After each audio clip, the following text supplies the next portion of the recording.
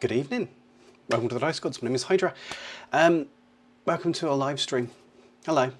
I'm incredibly disorganised this evening. It's been a bit of a busy one, so I just got a whole load of stuff to do.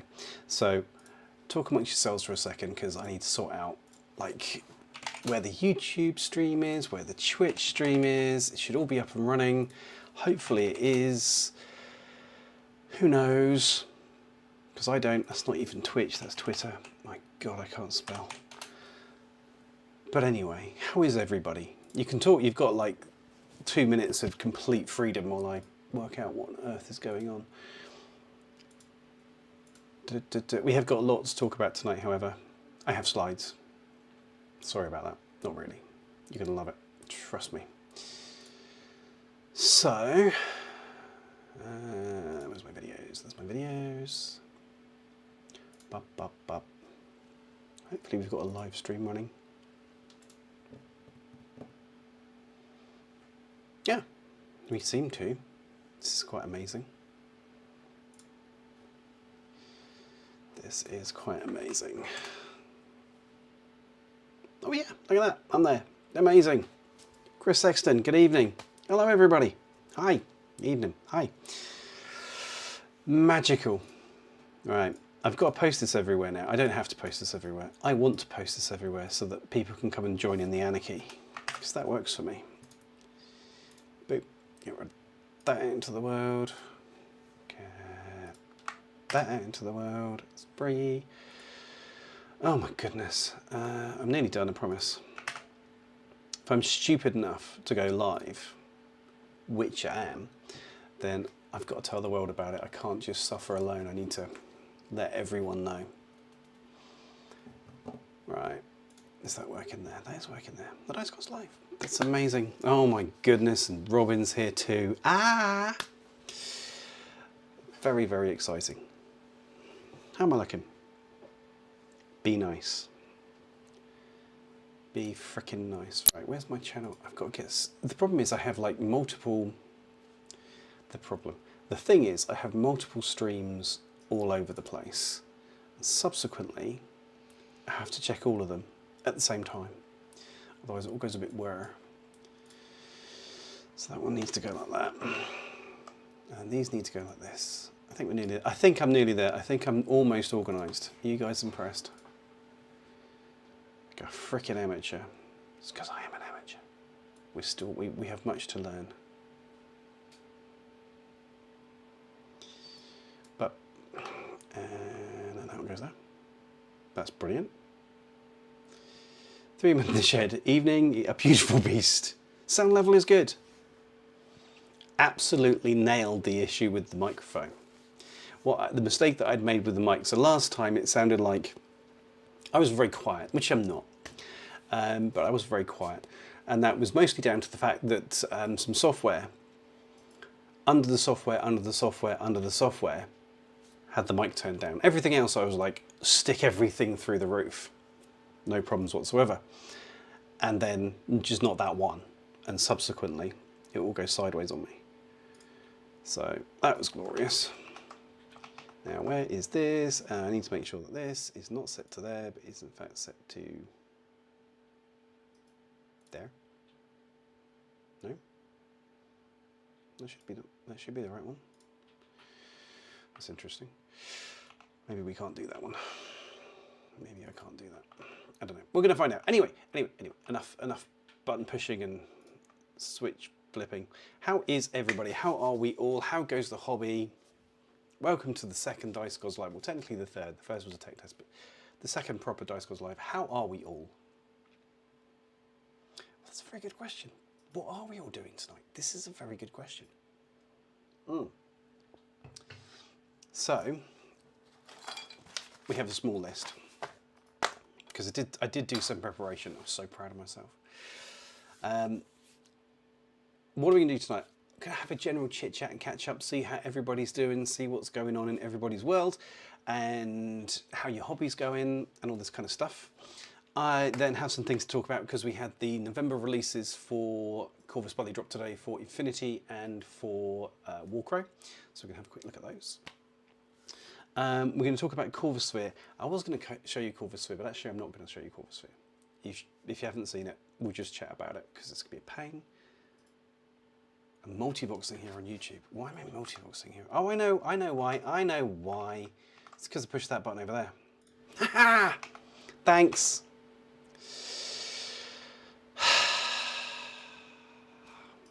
I was trying to see whether I could do a thing, and so I pushed a button.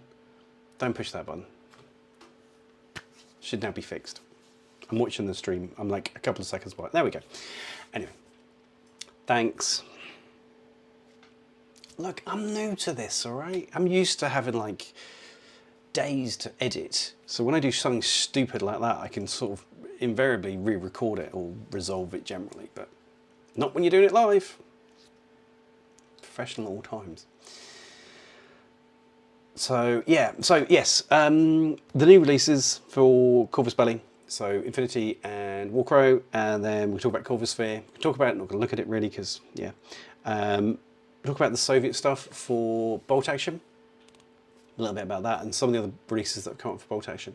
General thoughts and feelings on that. A little bit in Conflict 47, on general hobby stuff like overloading oneself with games and systems. Then things that are coming up over here, things that are going up with you, any questions that you've got, things that are coming up for the channel. Hopefully we'll all be in bed by like 2 AM. I don't know, we'll see. We shall see. Oh, and questions. There's some stuff I have coming up that's very exciting that we're going to talk about as well. So yeah, so first of all, so far, you know, the man himself, the legendary, if you're not on the Discord, you should, and you're a member of the channel, you should be. 3 Men in a Shed Wargaming, Gonks Games, is scratch building the next floor in his objective room tower. He's doing some amazing work, having just got like, I forget the material, but like this board, and then turned it into this objective room, and it looks glorious. I have to say, it was one of those things you see material like, oh yeah, I could probably do something with that, and then he does something glorious with it. So I'm looking forward to seeing that one. For those of you who haven't seen Out and About on the world at large, we've been working on these bases. So these are Sourceman Studio bases. They are for my Shinden Butai. So these bases are pretty much ready, I think. This one's still not 100%, but it's getting there. Come on, work with me. Progress, yay! They're really nice bases. I like them a lot. And they've come out quite nicely. And this scheme's kind of working for me. Trying to kind of go for a cartoony type effect and make them quite bright and like pop. Because I normally do quite dark stuff with my armies and like, oh yeah, we can get a broken miniature down. So this is Lobo. If you get the Lobos for Nomads, one of the things with them is one of them has got the stupidest pose known to man, and he's got this pokey stick sticking out, and it snaps off so easily, as we see here. He's supposed to have a pokey stick out here. But I normally go for quite dark bases, and I kind of wanted to like zhuzh it up, just woof, make it a little bit more livable, you know. PMI board, that was the stuff used in the motorsport industry. How have you got motorsport industry? Do I want to know? Is this going to make me jealous? Oh, I recognise those. Yes, so Robin Van Diem is a friend of mine in real life. He actually pays for the privilege both in his soul and by being a member of the channel. And he actually printed these for me. He did these. You just printed some source of it. Yeah, Cyberghost pictures. So yeah, I can imagine. It's dumb. Why the pokey? I mean, if you've got the little pokey sticks, don't stick them out over the edge of the base because they're coming off. And every time I took him out of the box, it got slowly more and more bent, and I'd sort of gently push it back, safe in the knowledge that one day I'd do that and it'd fall off. But then I went to the box and it had just come off. You're like, thanks guys, appreciate you. But hey, here we are. Yeah, so I wanted to do something a little bit more lively with these bases and sort of bring them a little bit more up, because the scheme for the actual miniatures themselves, switch over there for a second, is a little bit bright. Let's go that side because it makes more sense. A little bit brighter, a bit lighter. He still needs a bit more toning up. And like the Rems, this is a test miniature. He's not finished yet. I shouldn't even be painting this miniature. I'm painting it because I want to. I have like miniatures over there that need painting for my league game that I've discovered is happening on the 23rd. So I have 22 days to get an entire list of miniatures painted, but I'm painting this one instead. So we're just tinkering around with this. So this is the kind of red that we're going to have, the steep red and the blue, and then some light grey on there too. So that's how they're going to look. And then they're going to go on spaces like this. So you can have that really strong red and the really strong blue, and it's going to kind of be like pow, which is not really my thing, but this time it is. Camera, I'm here. Hello. You're just not playing. Helpful. Oh, there we go. So yeah, that's what we're working on at the moment. Blissful Badger. I made it to a live, wild. Blissful Badger, thank you so much for joining us. It is in fact more blissful that you're present, and I'm grateful for every second that we spend together. So briefly, there's a company not far away from me that makes composite parts for everything, including F1 teams. They offer their offcuts for free as they're really expensive to dispose of. That's one of those things that, you know, you discover that this company is giving away free stuff, and you're like, well, yes, I shall have some free terrain. Thank you very much. Damn, dude, you're a lucky chap. You are a lucky chap, I have to say. I have to say.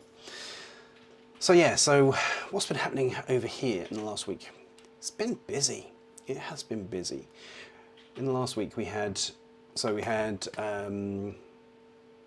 actually a couple of weeks ago we had a gaming night. It was a couple of weeks ago, a week ago, I don't remember. Gaming night, so I ran a demo for 2 players for that.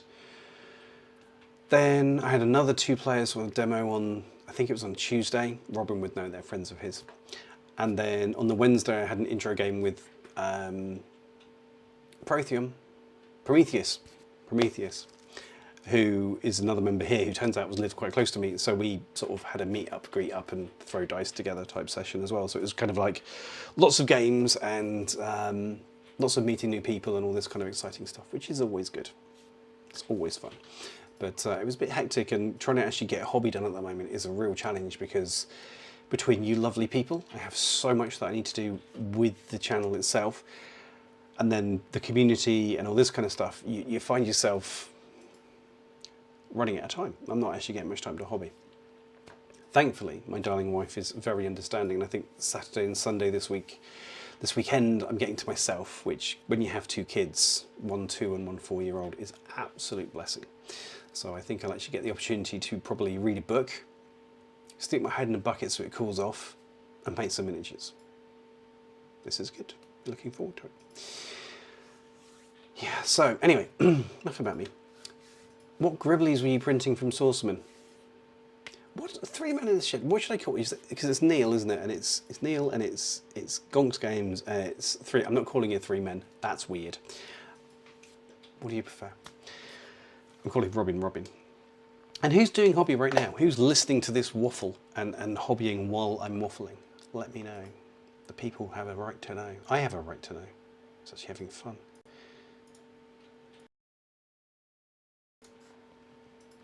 God, I could have brushed my hair. I couldn't brush my hair. I ran out of time. Hence the reason doing all the socials while I was talking to you guys. It's highly professional. Of course. Bop, bop, bop, bop. Just making sure everything's posted, because you know you have these moments where you're like, did it actually work? Stone me, it did. Ba, ba, ba, ba, bum.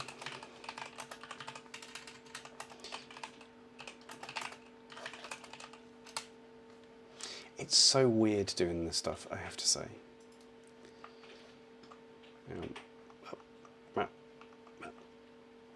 So many screens. So Ruth, you have many hobby hats. I know that feeling. You're painting more hats for the league. Outstanding. We for the league that I'm running, we've got 20 Infinity players playing a 3-month league, so 1 game a month for 3 months.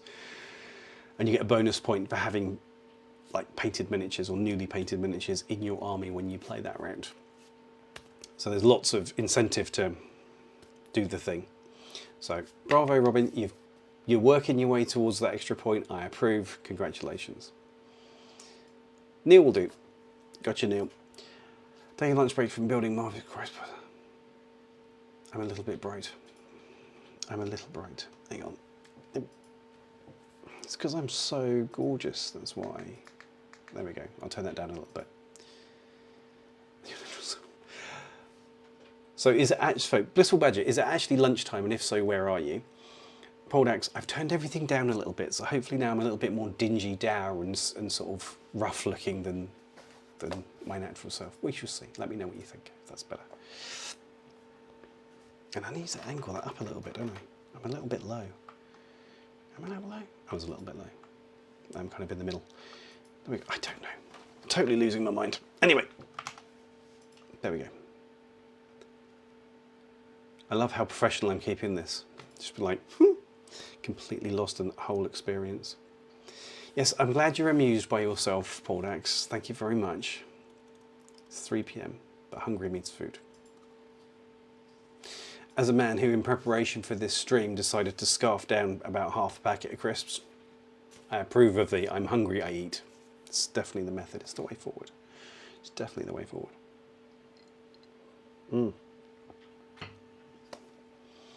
Do have to say. So yes, anyway, enough dead air and silence. I couldn't believe it today. I was scrabbling around thinking what I was going to talk about. There's a couple of things that I do want to talk about, Corvusphere, and like I said, all this kind of stuff. And then the new October releases dropped from Corvus Belli this afternoon. It's like, cheers guys, appreciate it, hour of need, there you are. I think in future I'm going to be doing a lot more sort of planning and like question answer asking and stuff like that.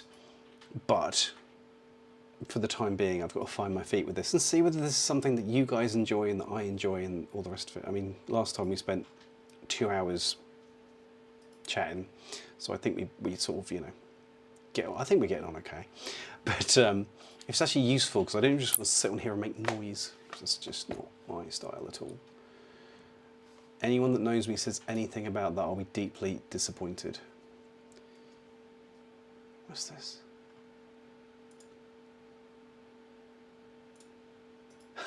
So I'm allowed to set goals for chats. What will I do if I do a chat? I don't know. We're going to leave that alone. It's a bit weird.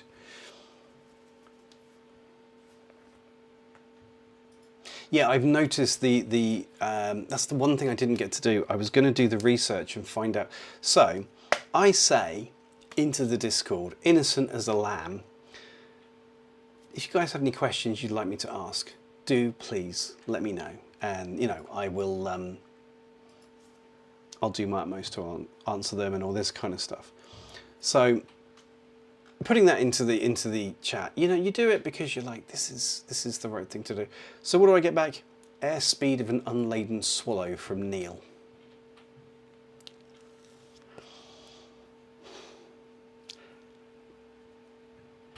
This is why you can't have nice things, people. This is why you can't have nice things. It's just wrong. And you got African or European back, which is the only correct response to that question. I was actually going to look up, because I'm sure, I seem to recall many years ago that a bunch of university students actually sat down and worked out the answer. And I really, really, really wanted that one. But yeah, I didn't have time. So. Something else that was really cool this month, or this week, was I got a comment on, somebody said something nice on YouTube, on the YouTube members bit. I was put the same thing out there, ask any questions you've got. And Auxilla, who I don't think is in yet, but Auxilla said, your content helped me place 5th in a 24-man tournament this weekend. That, kids, is why we do this. That's freaking cool. I love it. It's great. There's no bigger kick, I think, than seeing somebody either excel in their hobby and you helped, or just start a new system because of something that you did. Is so awesome. It's like, this thing's brilliant. What needs to be a Robin? Behave. I know where you live, literally. What needs to be a segment? Yeah, there's no bigger sort of like rush to sort of see somebody excel and you know, it's brilliant. I love it. So that was really nice to read, and I think that's one of the things that motivates, because you do get a lot of flack. It doesn't matter what you do, you get a lot of flack on the internet, and the bigger your numbers are, the more flack you get. That has to stop me. Robin, Sweet Pea, nothing will ever stop you. We both know that's true. I'm not naive enough to think that that would ever happen. But yeah, so you get a lot of flack on the internet. You get a lot of, it doesn't matter what you say. It doesn't matter if you preface what you're going to say with, this is just like my opinion, man, don't worry about it. You know, if you disagree, that's fine. You will get people saying, you're an idiot, you're completely wrong, clearly. And that sometimes can really suck, because it doesn't matter that they're strangers, and it doesn't matter that it doesn't matter because we're talking about toy soldiers. It's just like, if you don't have something, I don't need positivity, I need constructive. If you don't have something constructive to say, just leave it alone. Just leave the thing alone. But then you get these wonderful messages, like people saying, I started this system because of you, or, you know, I've improved because of you. And it's like, actually, stuff those people. This is great. This is why we do it. So that was nice. That was a top bit this week.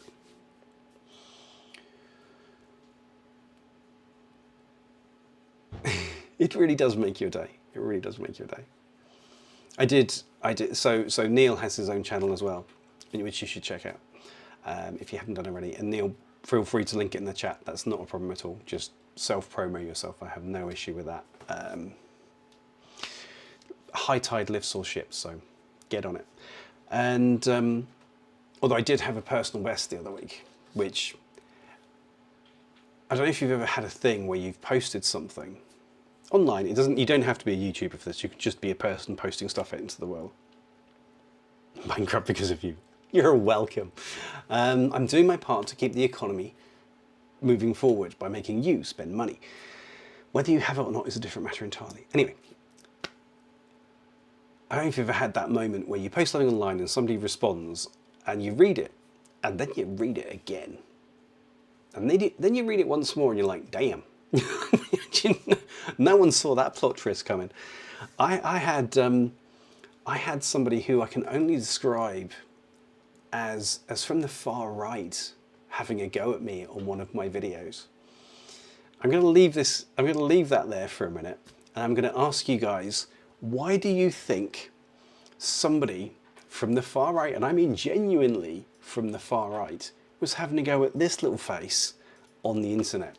Because, not being rude, I'm kind of what they're advocating for. I'm male and I'm white. I'm, you know, cis, het, everything. There's everything about me to love from their perspective. If I was blonde, I'd have the whole thing. He was not chuffed with me. He was not a happy bunny. Comments on why you think that was. It was not what I didn't see it coming. It was a hell of a plot twist. Anyway. So, I like leaving that. Maybe I'll leave that till the next live stream. Oh, let's set that as the goal. 10 super chats, and then I'll tell you why. Anyway, I'm not doing that. That would be broken. I can't quite manage that one, I have to say. So. Yeah, bankrupt. You're not bankrupt. You're a YouTuber. We all have millions, didn't you know? Clearly. Them's the rules. Right, is everything working? Everything is working. I don't know why that's got rerun in that. Weird. Oh, there's 9 of you watching on YouTube. Still weird. It is still weird. If you have that now, when you post something and you see the numbers ticking up. Very strange. Very strange. Okay. Where shall we start? I kind of want to. I want to start with Corvusphere, but I can't. I'm not allowed to because I'm not allowed nice things because of the way that OBS works. Right. Hey, Yap. Hello. Welcome. There's a familiar face. Got locals all over the place tonight. It's like a loving session. I'm loving it. Appreciate it. 10 double digits of viewers. Yep, you are my 10th. I've already mentioned you. I've already talked about the horrible person I met this week for the first time and had a horrible game against, who was just rubbish and frankly didn't know what he was doing.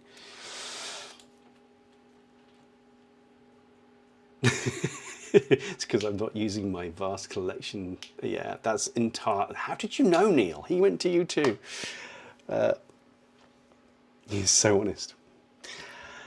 So what we're talking about, yeah, is, and new people who are joining. I got comments from a far right person a little while back, and they attacked me for reasons I was not prepared for, mentally or emotionally at all. Why do you think a person from the far right, from the kind of real proper "get those immigrants out my country" brigade would attack me? Right. I'm gonna try doing the Corvusphere again. I just want to. This is because we're figuring stuff out at the moment here, guys, and I just want to see whether this works. Does this work? It works! Look at that! That's amazing. I'm not doing that yet. Did you like the tease? You're welcome. So why did the far right person have a go at me? So the issue that this person had is that I had done a review. I think it was a bolt action review. It was a bolt action review. I was talking about a specific product for bolt action, and I was talking about its price, and I was talking about it in euros. Now I live in Euroland, so everything to me is euros. And I got a very grumpy response saying that something on the lines of, "You libtards sort of virtue signalling by using European money. We use the pound in this country. You should quote pounds because we're British and you're British, and you shouldn't be such a snowflake libtard," or words to that effect. And I was just like, wow, that's a lot. It's a massive. Well, yes, Neil, you're semi-right, as you just heard. It was just, I know I am. I was very proud of myself. I didn't actually block him. I think I responded to him. I was like, "'Cause I live here, you donut," politely. But it's like, how can you take the currency that somebody quotes a product in and be like, that means you're like woke? And he did call me woke as well, which I was like, you know, so woke for using euros. I never knew. If only I'd known it was that easy to be woke, I'd have done it more. And to be fair, that means that being a miniature wargamer is one of the most woke things you can do, because money just flows through you. Like, I'm basically a sort of temporary waylay station for cash that comes in from this hand and goes out that way. It's a wargaming company. So that probably makes me the most woke human being in the world. But hey, so there you go. Who knew? Far right's offended by euros. Do with that what you will. Anywho, so what should we do first? Should we do November releases or should we do Corvisphere? What do you want first, guys? What do you feel like? What are we fancying? Any particular? Anything? No? Should I just figure it out myself? Hang on a sec. I think that, let me just, should we do November releases? I'm going to do November releases. I think that's a good idea. Hang on, I'm going to turn, this goes to the wife making a run for it. So, we're going to do October releases, even, no, not November, October releases. We're going to do that. How does that sound, chaps? On there. Definitely the burbs. Ah, Auxilla! I need to know how you came fifth. How was that? What were you running? Everything. We need details on that one. I can imagine that, and it's not. I don't wish to be a pedant, Auxilla, in your moment of glory, but it's not Corvusphere. It's Corvusphere. There's not two S's. Maybe they couldn't afford the second one. I don't know. I don't want to judge. But it's Corvisphere. It's a thing. Why was it a pain in the ass? What did it do to you? Tell me where the website hurt you. We have a wish to know.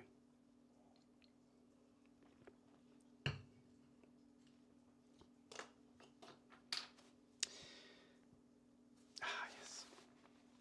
It's Corvisphere. Yeah, I don't know. Yeah. So there's some stuff I'm going to talk about with that when we get to it. Little ignorant people doing stupid ignorant things. Yes, they are. Far right people are little stupid ignorant people. He had like a picture on his profile and everything on YouTube. It was just like one of those. I see how you got here, buddy. I'm sorry.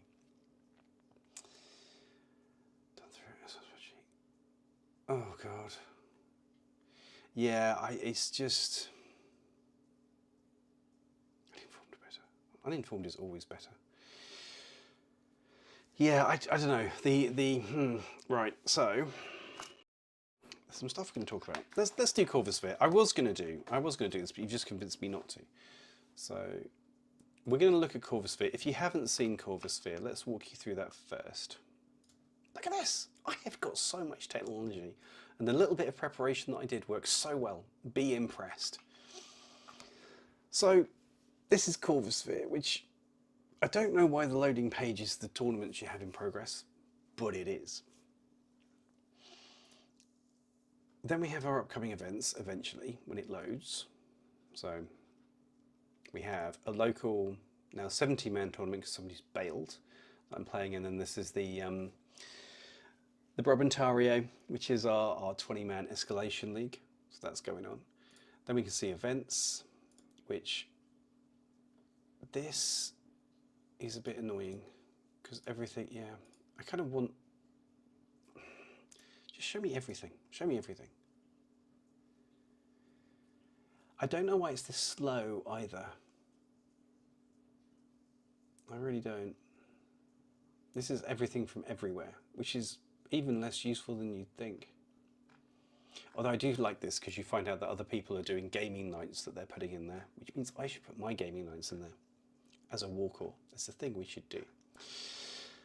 And then we have requests. These are the thing, having a moment about people that have requested to come to events, which is fine. Then we can create our events, which is a bit twitchy because last I heard it wasn't actually accepting tournament codes, which is not great. And then we have the Warcrow army builder, which is still missing a whole load of stuff. So with Scions, there's a whole load of stuff that isn't in here yet. It's quite cute. It's got, you know, it's got up-to-date cards and everything that you want from that, and then you can like build your army. It's a little bit counterintuitive with the way that it works, in my opinion, but so you can do that, and then you can see your company of what you've got in there and all this kind of stuff. So that's where Corvisphere is at the minute. Me. Yeah, it's not great, honestly. I'm pretty whelmed. Used OSS, nice. I'm pretty whelmed by it, and I'm pretty whelmed by the launch as well, because it felt like they kind of pushed it out. It was like, right, there you go. Which wasn't great. It kind of just plopped out of nowhere. I don't know of anyone that tested it. I've not heard of anyone that's tested it. I'm up to being proven wrong on that one. But it feels like they kind of just chuffed it out the door, and now they're picking the bones out of it. So that's a little bit annoying. You know, we have, as of today, our escalation league started. Now it doesn't really matter much to me because I'll collate the information and they'll post it all in one hit probably at the end of the month. So they've got, from my perspective, 30 odd days to sort it out. But it is a little vexing that this feels like certain things that are fundamentally important aren't there. I'm glad that they haven't migrated army yet, because I'm not convinced on the way the Warcrow one works. I'm hoping they're going to be kept separate. That would be good. But it's, I don't know, it's just this weird thing that CB has to do sometimes where they just tuff things at you and go, there you go. That's the thing. Here's this fundamental thing. If you're not aware, for those of you who are not Infinity Corvus Belli fans, we had OTM, the tournament manager, basically. So when you ran a tournament, you set it up on there, you had a code to create an official tournament, and then you put all your players in there and they put all their lists in there, and then you put the results in during the course of the day, and it did the ALO rankings and all this kind of stuff. And they've replaced it with Corvusphere, which you just saw. And Corvusphere just, I don't know, at the moment it feels a bit for me, because when you logged into OTM, you had a screen and you had like the date, the name, you could select the type of thing, and it was all drop downs and it was all just kind of like there, and you just went blah, blah, blah, blah. And it was really quick to do. I could sort of set up the basics of a tournament in less than a minute. It was really easy to do. Corvusphere feels more clunky, it feels more hassly, and that's not where you want it to be. Let's be honest, that's not what you want from an tournament system. And if guys are having to reverse back to, if they're having to reverse back to Excel spreadsheets, it's already worse than OTM was, which is really, really frustrating. Tried to get her upcoming 4-round Isolation League on it, and it kept dropping the 4th round and wouldn't let me set the game sizes to anything other than, yeah. I've heard that you want to run unusual numbers, and computer says no.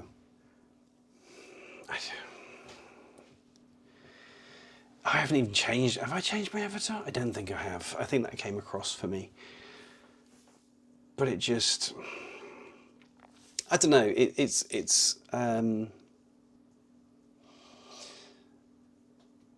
Yeah, it's a weird one. Because, so last year, this time last year, I was working freelance for Corvus Belli, and I can't talk about most of it. But what I can say is that Corvisphere is not a surprise to me. The existence of this thing was not a surprise to me. We kind of knew. Anyway.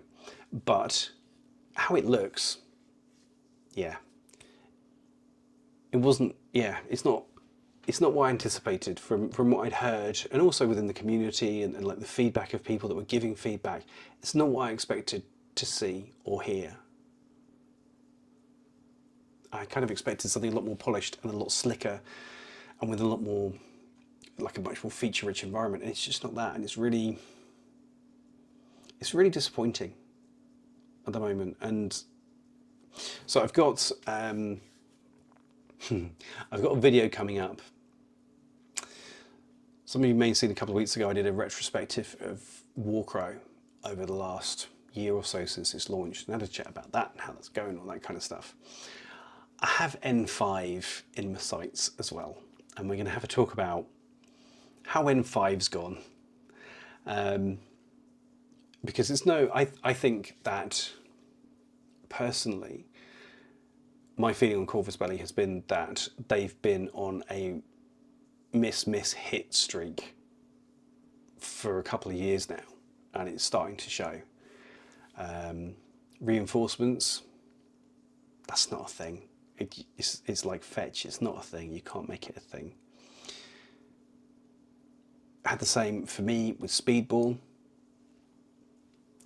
Cast, let's not even go there. There will be man tiers.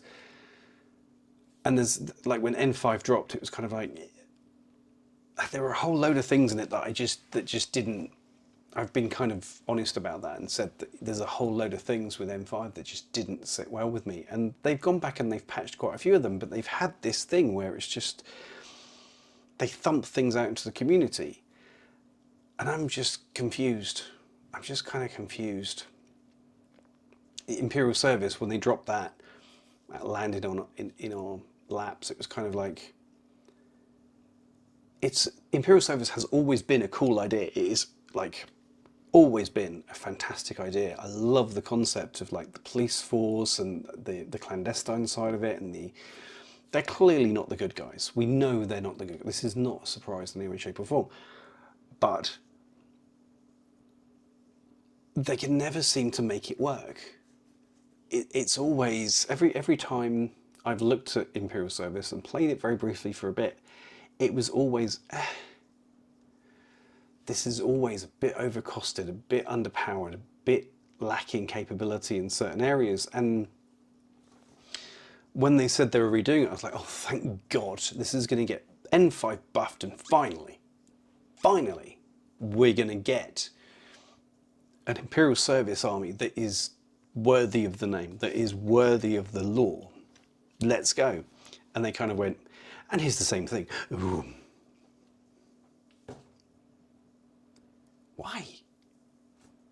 you know? Sorry, I was a medium-sized rant that I will come back to in a minute. Yep, is there a place where you can see what lists people have played in tournaments, or will Corvusphere become that place in the future? Hey,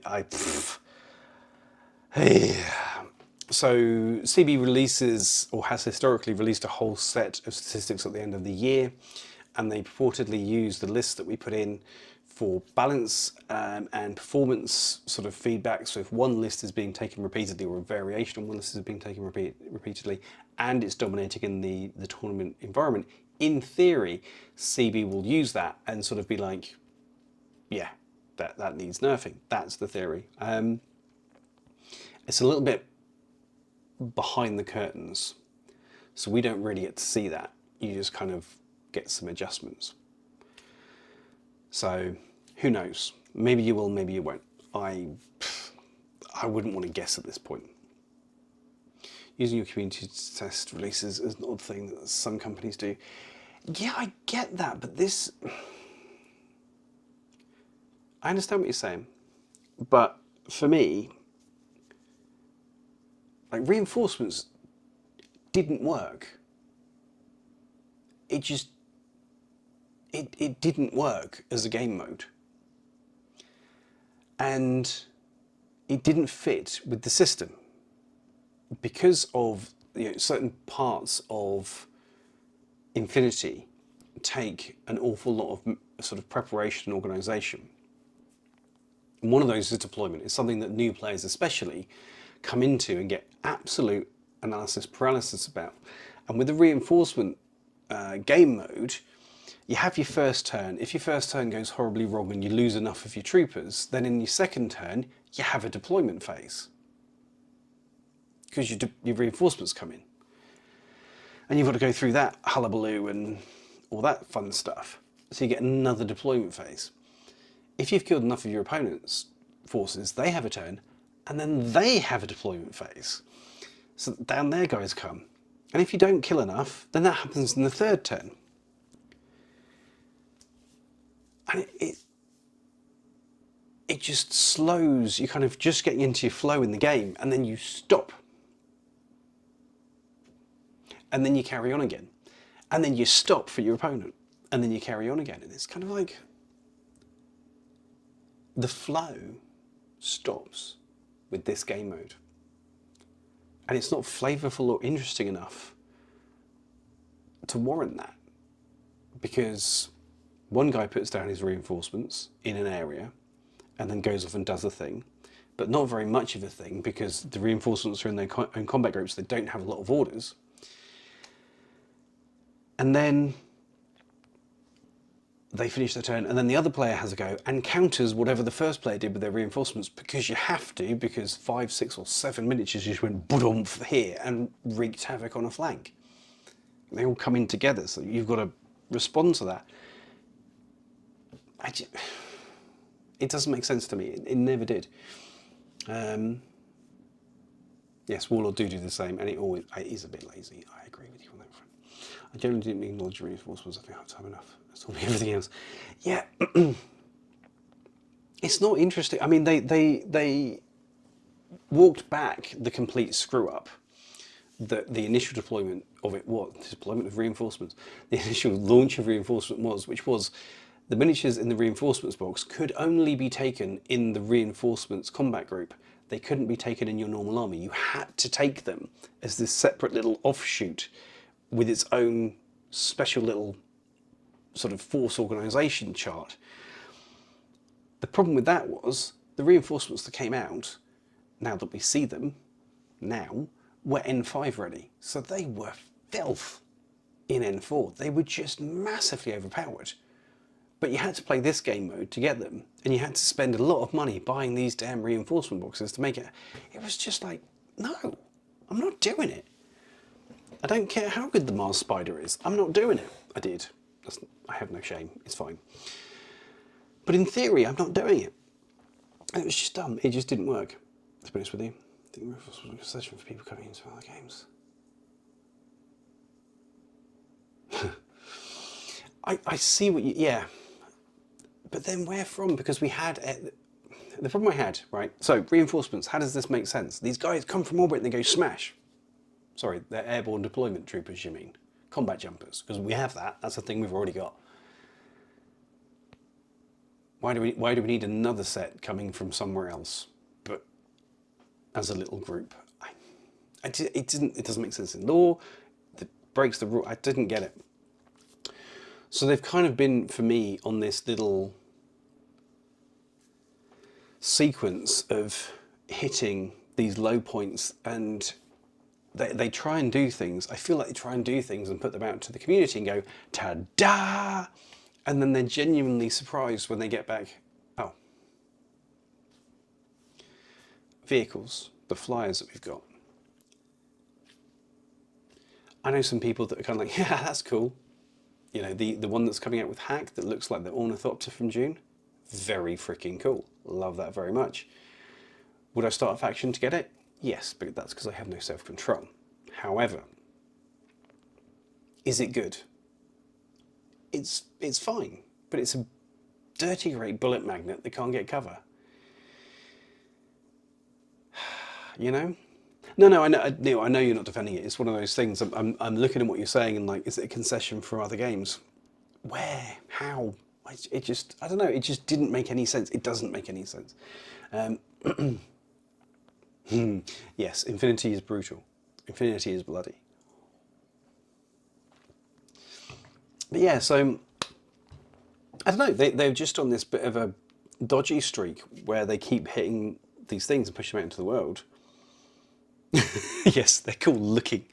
The theory, yay, Dean, the man, the legend. Hello, young man. Good evening and welcome. We're just ranting about Infinity. I'm ranting about Infinity. Neil's agreeing with me, and so is Auxilla, which I appreciate. It's nice to feel validated on the internet.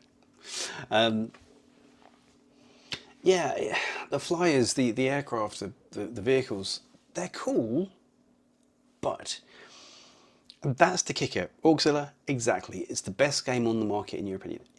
I have been here over a decade. I built a YouTube channel around this system. I love it. But I'm often bewildered by Corvus Belli, and those two things can be true, you know? The third thing can be true. I have a lot of love for Corvus Belli. I do. I think they're a very cool company, and I think that they have this fantastic system and these great ideas and lovely miniatures a lot of the time, not all of the time. But sometimes I feel like they don't know what they're doing. And sometimes I feel like they really don't understand their own system. And it's really strange. You know, the reason in many ways the channel came into existence is because Infinity was so hard to teach for people. And my wife got really done with me complaining about how hard it was to teach and how easy it was to switch people off by going, let me teach you the game. Whoa. And I'd kind of worked my way around into the system that is Learn to Play Infinity and 5. That has been crafted over many years. But Corvus really can't seem to do that. You know, we had Code 1, which was kind of like, so you've ripped the guts out of N4, thrown those bits in the bin, and you've left us with something that's pretty much almost as complicated, but now has some key ideas removed. Sure? And now we have Essentials, which I love the concept of Essentials. And when I heard the pitch for Essentials and understood what they were going to do, I was totally on board for it. It's like, okay, this is going to be cheaper. You're going to get the cards. You're going to get the dice. It's going to be supported with videos. There's going to be a structured process to it. And that last one just kind of didn't happen. It was kind of, here's these miniatures, buy those, and then buy these, and then buy those.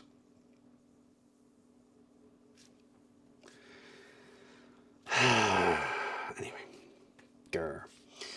Sounds good. The work of getting some people to start playing in my address is finally starting to work out. Dean, outstanding.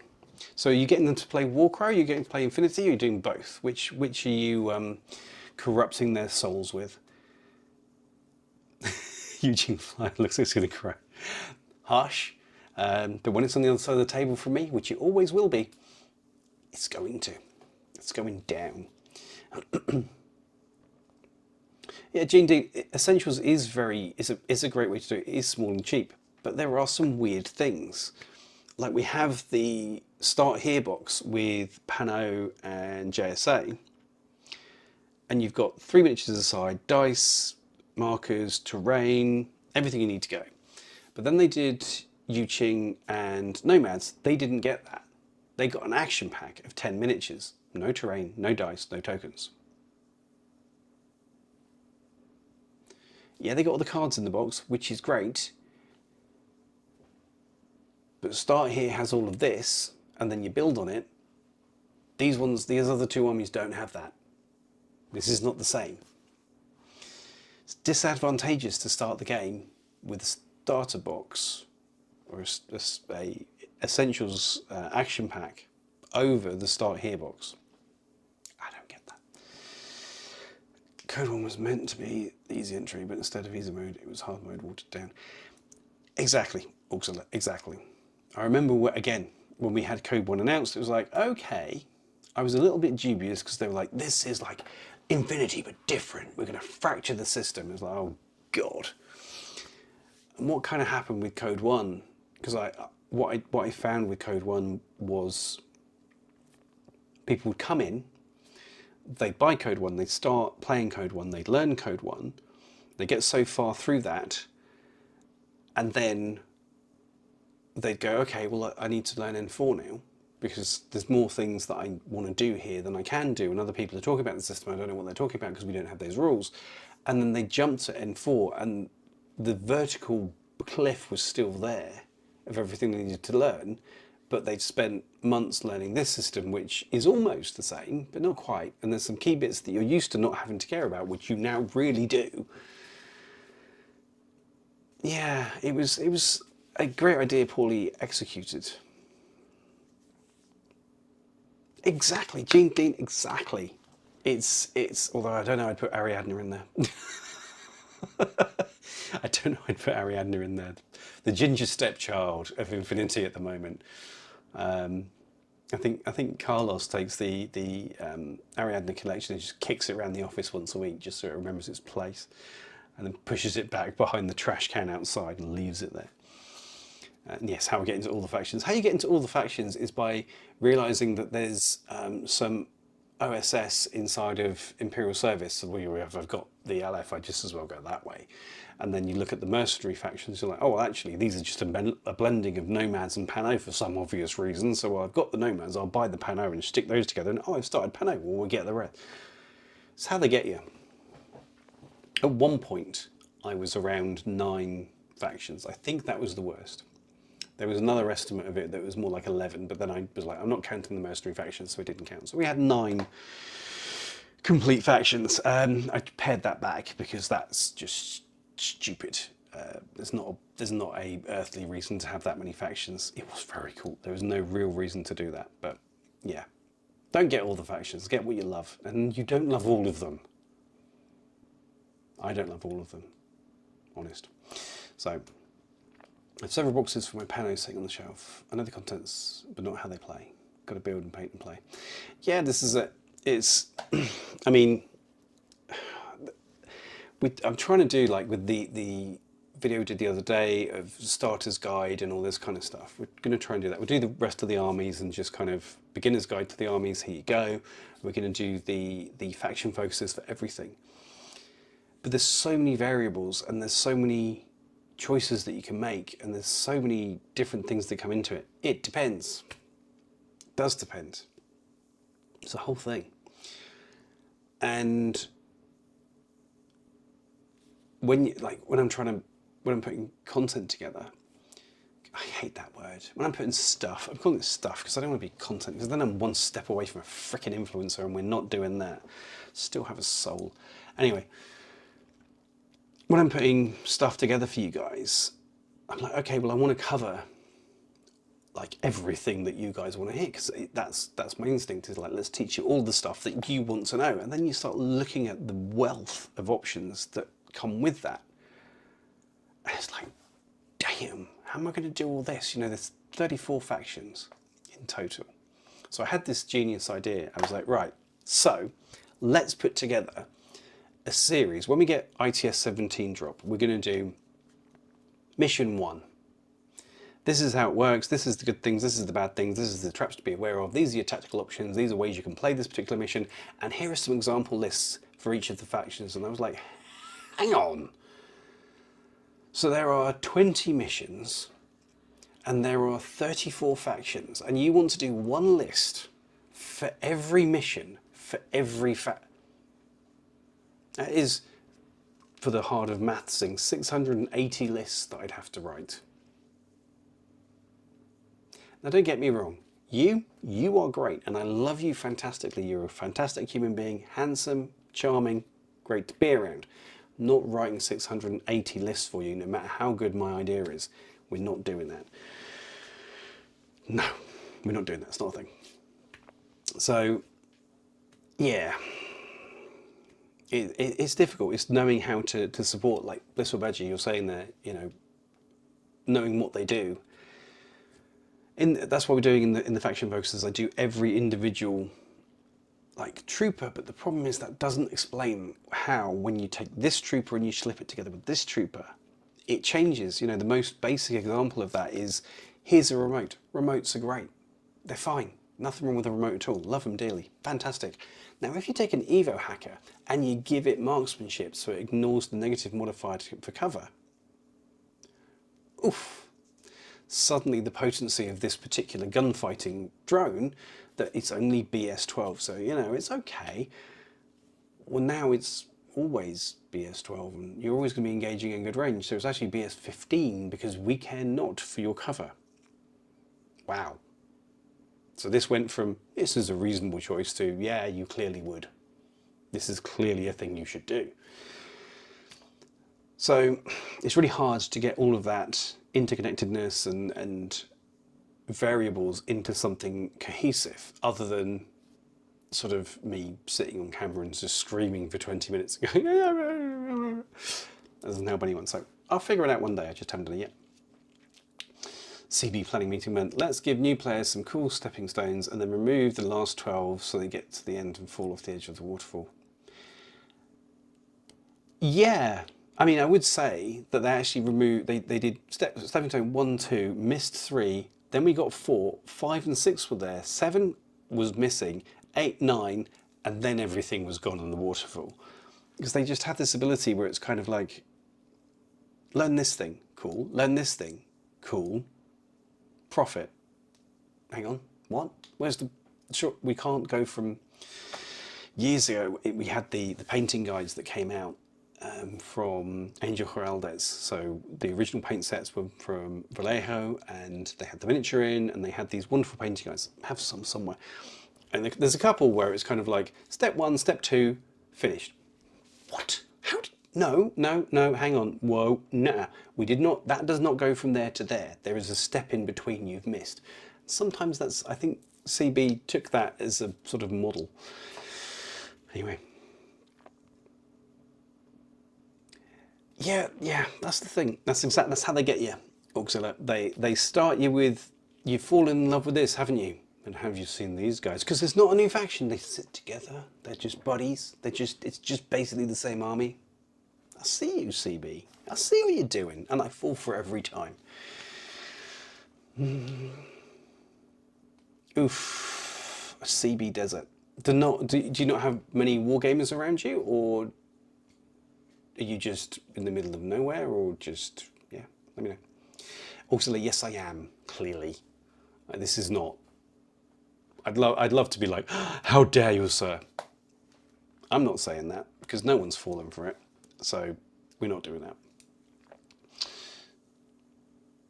I wouldn't write that many lists, even to say my firstborn. Harsh. Harsh.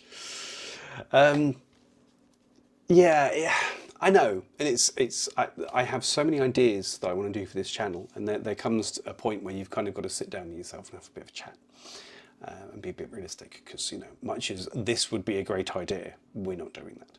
So when ITS 17 does drop, we are going to do like a series on each mission, like bang, bang, bang, bang, bang. Here's an introduction, here's that place, here's how you score it, here's some general hints and tips of things you want to take, and that kind of thing. So there's so many missteps. I tried, yeah, I know.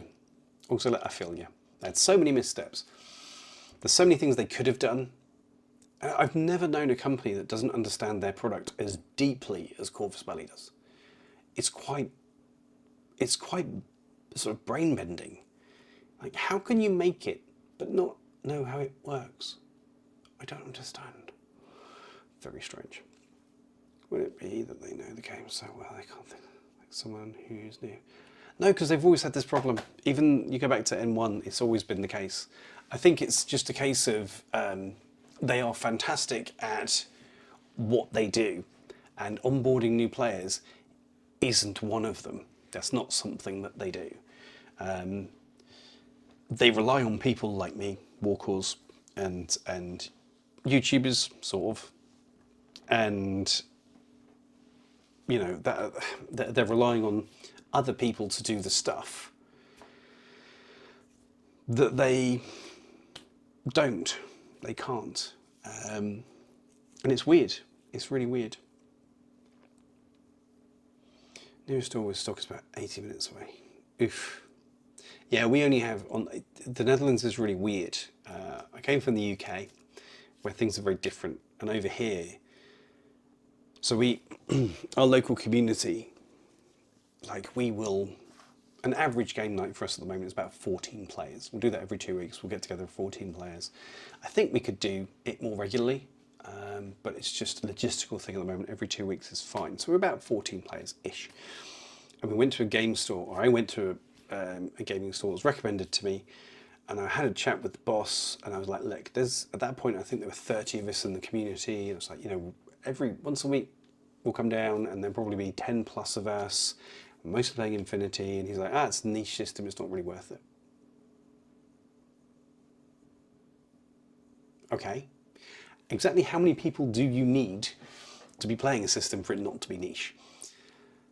It's really weird over here. There's not a lot of places that stock with a physical premise Infinity. There's lots of, there's bits and pieces of 40k around the place and the odd other system, but for the most part, it's not there, and it's incredibly frustrating. So we just, everything online, it's just frustrating. Been really lucky with the last few years for Infinity. My area is getting popular, and the latest tournament doubled its talent from last year. Nice. That's what you want to see. Growth is good. Growth is really, really positive, and new additions always bring new people in. And what I'm trying to do, so over here, I seem to spend half my time working with newbies to bring them on, and the other half of it grabbing hold of people who play against the same 2 or 4 or 5 people and going, do you want to join a bigger group? Because there's more of us. And then folding them into the main group and mixing it up. Yeah, it's just a weird time, but it is definitely growing and getting more popular. So, Mike, speaking of Warcrows, are they even accepting new people? We're a local store rich, but only 2 in a 50-mile radius carry it. I know the Warcrow application process was shut down for a bit because the N5 launch and other things they had going on. So there's stuff we can talk about. There was a change in the marketing team, which has caused a change in direction of some of the marketing, which, if you really heavily pay attention, you may have noticed.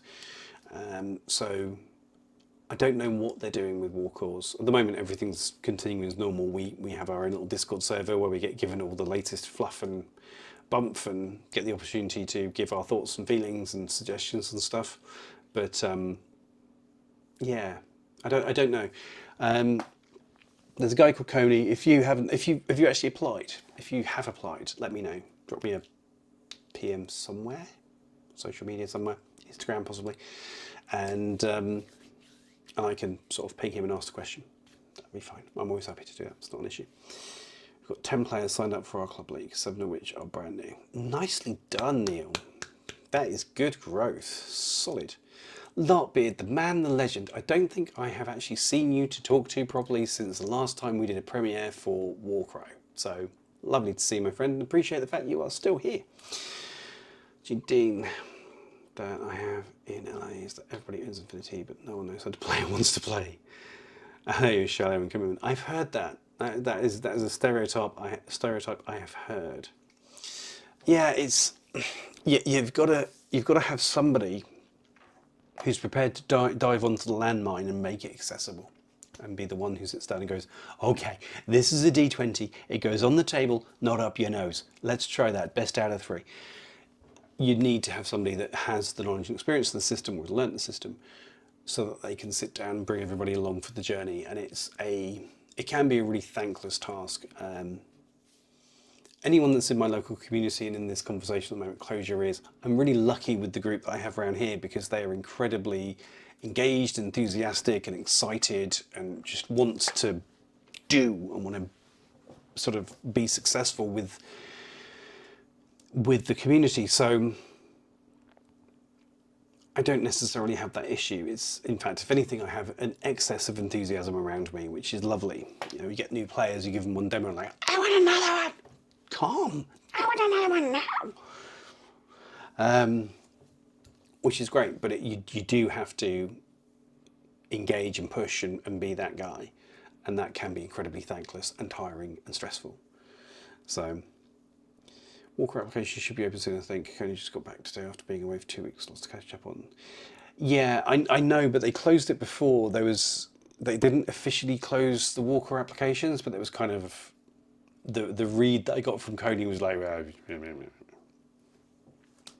your mileage may vary.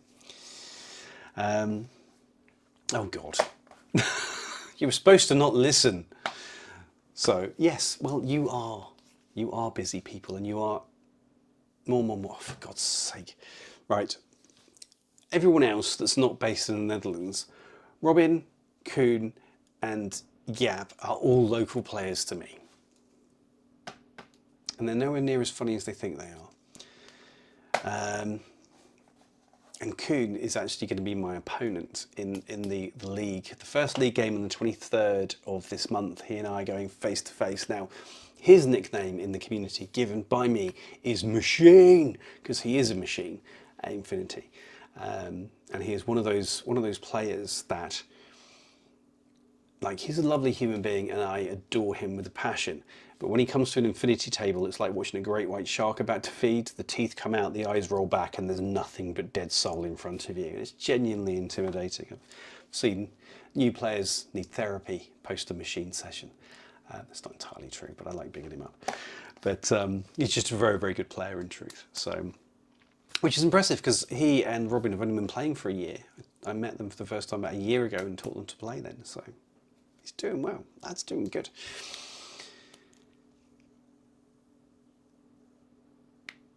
Mike, you are most welcome. That's exactly, thank you for the feedback, and thank you for going along with it, and I'm glad that it is helpful. It is one of those things that when you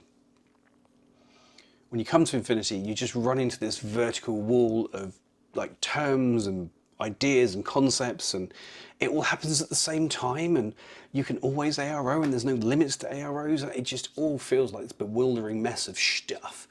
And I'm really glad that what I've put together has kind of helped pick the bones out of that for you. And I think Infinity is worth the time, it's worth the investment. When you get it, it's so rewarding. It's such a fun system, and I have so much love for it. And yeah, unless they completely screw it up, I always will do.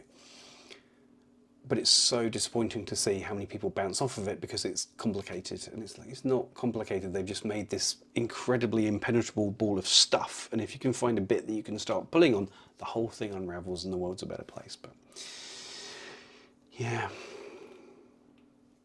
And we don't care about that we're not funny. You are funny, Robin. I've seen you. You're very funny. I need to look out. Just dropped a new picture of the first floor coming together on the interactive room tower. On the Discord. I will look at that later. I will have a look and I will commend your glorious... Actually, no, I'm going to look now. I'm intrigued, which is incredibly rude to the rest of the group, but I have to have a look. That is definitely coming together. That is definitely coming together.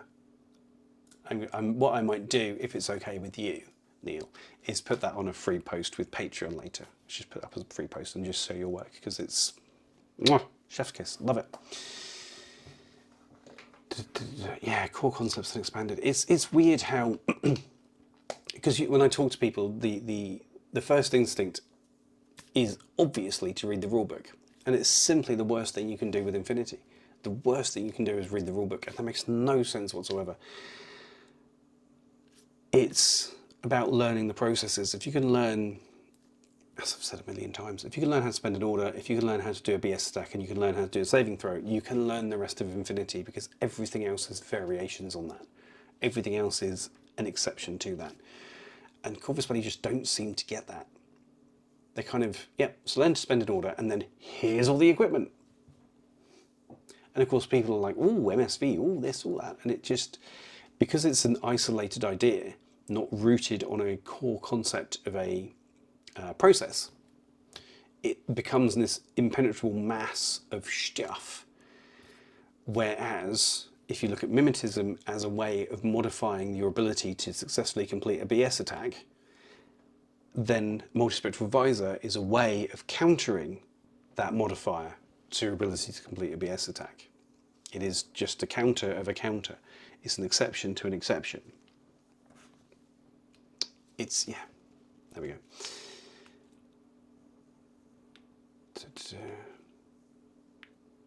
Oh, I'm special. Neil, you are special. Poppet, you very much are. Machine, I've not played as many GW games. I know, you are playing, so Machine, Kuhn, is playing sometimes I think 3 or 4 times a week. It's incredible the volume of Infinity he's playing. Just on TTS and in person and all the rest of it. He's doing fantastic work. So when he kicks my ass on the 23rd of November, September, I'm wishing my life away on the 23rd of this month, I'll not be surprised. It'll be fine. You can send me some pictures. Do. I'd love some pictures and some video of your whole board, because for those of you who haven't seen it, 3 Men in the Shed, aka Neil, has got some LED lit up boards and stuff like that, and they look absolutely peak. So yeah, we should definitely do a little showcase of it, mate, because your work is inspirational. Mike, Code 1. The problem with Code 1 is that it didn't deliver on what it promised. It promised that it would make N4 accessible because you could just play this way, and there were so many things missing from Code 1 that people just wanted to go onto N4, but then they assumed because they played Code 1 that it would be easy to make the transition, and actually in some ways it was harder because you had to unlearn things that you'd learned and learn new stuff at the same time. It was a great idea, poorly executed essentially, which is really disappointing. I've learned by the wiki more than the rulebook, but only after I knew the core. That's it. The wiki is... So I like rulebooks, okay? I'm a writer, like physical, like booky books with booky McBooksons. I'm happy if I have books. They are nice and they're pretty. That's how it should be. And I miss having a physical rulebook because I like flicking through it and looking and referencing and all that kind of stuff. But we're at an age of living rulebooks, so I get it. But the current rulebook is frequently impenetrable and often misses the important details which the wiki picks out. If you look at the wiki, it's kind of, this is what the rulebook's saying, but a lot more concise, a lot cleaner. So I totally get that. I totally get that. Tried to get into it about 9 years before we met. It was so intimidating. I was getting put off together. A lot of people had that issue, and I think you were only about 9 years before we met, dude. You're a freaking child. Anyway, but a lot of people have that. It's something that I've heard repeatedly about Infinity, is how intimidating it can be and how gently scary and like, oh, this isn't fun. Neil, yes, he is the Seraph player. I love the fact your reputation precedes you, machine. You're going global. And lo and behold, Kuhn said, I know we're going, now we're here. Yes, you are, my friend, and I am grateful for it, as I am for all the people in this room. I play Necro on a kill team. That's it for GW. I did try Code 1 back into just confusing. Yeah, Code 1 was it was a great idea, poorly executed. I'm not going to. It's already dead. I'm not going to keep slapping that horse around the room. It's very disappointing. But the right thing to do was to take it to the car park and shoot it. If they'd have brought it to N5, it would have been much rolling of eyes and much heavy sighing from me.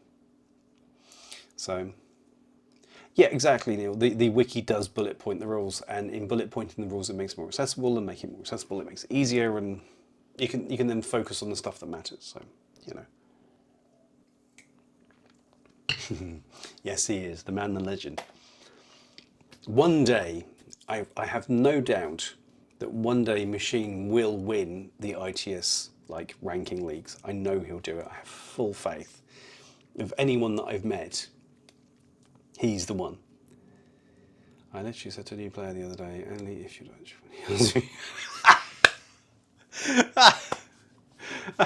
Machine, you have become a meme. Mwah! Outstanding. I sincerely hope you're proud, young man. So that's now going Dutch, and Infinity is taking a Seraph. Nice. What do you play around the top? Yeah, I can imagine that. 40k is in such a weird place at the moment. Everything that I read and see about it is genuinely confusing. It's very strange when the manufacturer of a system doesn't really understand, or is focusing, should I say, more on their profit margins than they are on what their community wants and on making a good product. I would say arguably, but literally on they're not making a good product. They are making a good profit, and I think that's a real shame. They've lost their way a lot, and I hope they find it again, because that's where I started out, and I still have a lot of love for GW products. I was talking to Jim Callahan on Patreon the other day, and we were talking about the fact that I've always wanted. He's talking about my I've got them around here. I don't. My Invincible Army has a real Striking Scorpions vibe, and I was like, yeah, I've always wanted to play Striking Scorpions. I've always wanted to own and paint some Striking Scorpions. In fact, I wanted, since I was a kid, a full Aspect Warrior army. Just that would be freaking cool. So I have a lot of love for them. I do, and it's just a shame that they are so profit-led and just so indifferent, you know. And now you need to do an orange Seraph. Yes, you do. That would be glorious. That would be absolutely glorious. Bright orange. In fact, in bright orange military orders would be fantastic. But yeah. So those who don't know, orange is the colour of the Netherlands. So Dutch orange, it's a thing. Time to invest on the systems. It's a good. Yeah, falling out of love with GW does give you more funds to spend elsewhere, and if you sell your stuff, enough money to pay off a small mortgage on a house. I remember when I left 40k when 5th edition ended, because I was a Blood Angel player. 6th edition came in, and Blood Angels became red Ultramarines, which is not. We're space vampires, my dude. This is not what we do. So I had enough, and I decided to get rid of all of my 40k. Stop me if you've heard this one. I'm going to tell it anyway, but you know. I took all of them, and I sold the lot to buy Infinity. And I pretty much bought all of Aleph, all of Tohar, and all of Yu Qing for the price of a single, reasonably sized, it wasn't massive, but reasonably sized Blood Angel army, sold to a trade buyer. Just bought en masse and then sold piecemeal. Because, yeah, it was much cheaper. I mean, it's gone up in price, Infinity has gone up in price since then, but it's still the price comparison. There is no really. Yeah, the metal sculpts were glorious. They really were. So I was playing 40k in 2nd edition and in Rogue Trader. So I started in Rogue Trader and then in 2nd edition. I can't remember if it was a compendium or the compilation where the Elder dropped. It was around that time, and I just saw them as like, wow, like swimming hawks and fire dragons and all this kind of stuff. Just glorious. I love the concept behind it. I love the miniatures. Stunning. I really want to own them, and paint them. Seraph with clogs. If the Marut can have combat heals, I have no issue with the Seraph with clogs on. Although, how will that impact the super jump? Who knows? Maybe what we should say is if it's got clogs on, then it has the explode trait when it lands.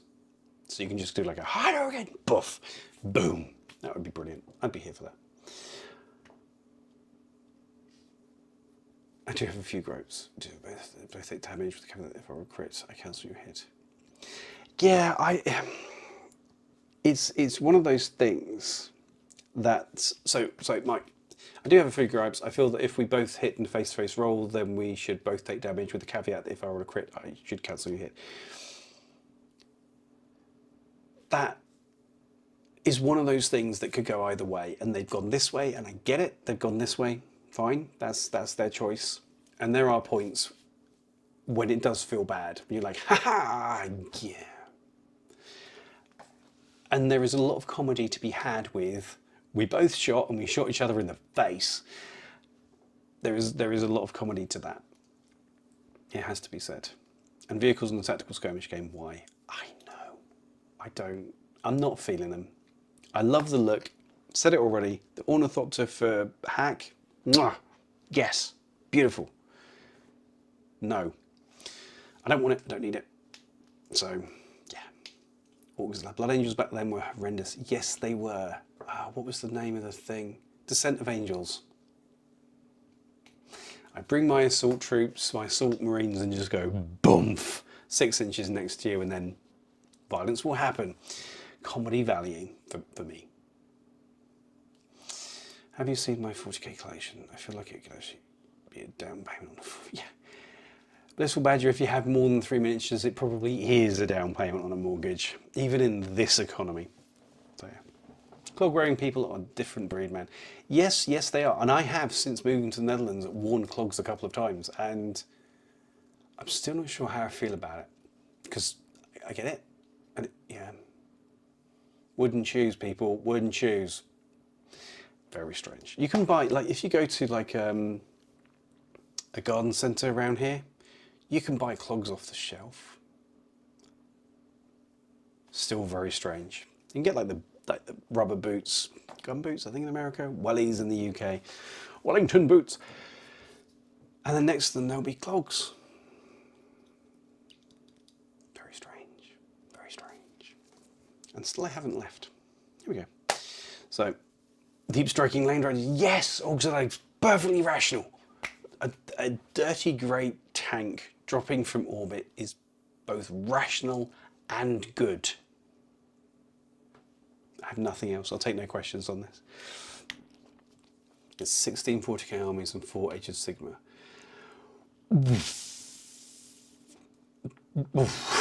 Dear God, man. How many kidneys have you sold on the internet? Did you watch the US Krug tourney? Thoughts on the matches? I haven't had a chance to yet. I watched some of it. That's not true. I did watch some of it because I wanted to see how they filmed it. So I saw I saw bits of the match that was supposed to be the final but wasn't because of how it ended up.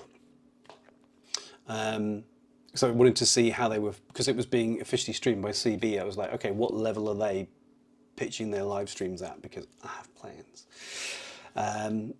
But I need to sit down and sort of stream them. So this weekend, as I say, I'm going to be painting. I'm going to be doing more of these guys. Yay. I have so many to paint. It's ridiculous. God.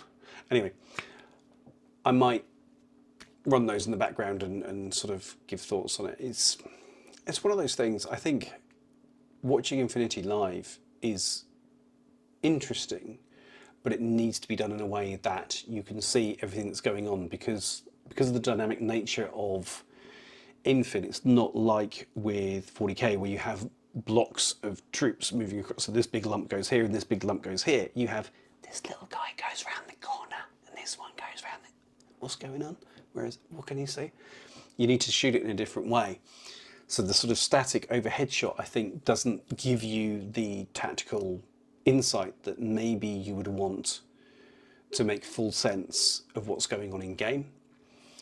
But I want to see it. So I haven't seen it, but I'm going to. It's the story answer. own one last remaining GW product. It's 25th anniversary leatherbound copy of the Warhammer Fantasy book. Nice. I'm not sure. I think I might. I think I might have the GW product somewhere. Oh, I've got a red Space Marine over there that my friend Mike gave to me for Christmas. Got a Blood Angel. That's a Joy Toy one. All the posable stuff from MacGuffin. And about once every 2 months I walk over to it and be like, change everything. Different gun, different pose. Nothing inappropriate, fully respectful. I think that's the only GW products in the house. So, I thought it was quality for a stream. Yeah, I like I say, I'll have a look at it. I'm intrigued. I'm intrigued. I want to see what goes on with the games. I thought we'll put Thing Beauty. I've not seen it. We'll check that out. Got given it from a hobby master for their community team. Nice. Needs live commentators. Yes, yeah. Live commentators is a thing, and the right type of live commentator is important. It wasn't Infinity. There was another system, it's going back years, when I was thinking about doing this, and I was watching something, and I can't even remember what the system was, but one of the commentators clearly didn't know the system. Just didn't. I was like, so he's moving the that one on the left, and he's got some dice. And you need that. I think you need a deep, rich understanding of the system to commentate it effectively. So, not even the orange tape measure. Oh, no, I do have an orange tape measure. I do have a GW tape measure. You're quite right, because you can't buy tape measures in inches in the Netherlands. So I had a period of time where I think one of mine broke. So I did get a GW tape measure. You're absolutely right. Larkbeard, you busted me, man. My dirty secret's out. I've got GW everywhere. Oh, no, I have another thing as well. One of my friends gave me a GW miniature still in blister. He's out there. No, I know that now, Robin. I know you can get them from IKEA now, but also you have to buy stuff from IKEA, and I'm just not ready for that.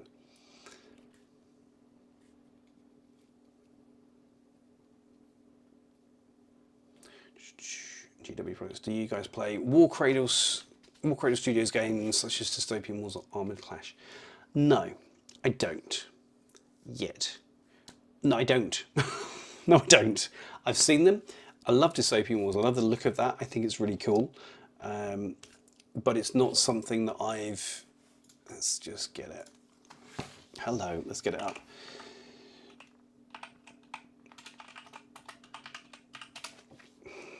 Because they are very, very funky. So for those of you who haven't seen, is this going to work, or I'm going to end up disappearing into myself? So if you've not seen Dystopian Wars, it's boats and ships and such things. We've got stuff. No, there we go. It's boats, and it's very, very cool. It is very funky. I've known some people that have played it over the years. I find some decent pieces of products. There we go. There's some pieces of products. Boop. They mostly sell via Wayland, apparently. So small scale kind of boaty steampunk, it strikes me as, type looking stuff, and it's quite cool. I've seen it around for quite some time, and I do like it, but I've not actually played it yet. Got round to playing it yet. So yeah, are you a fan? Would you recommend?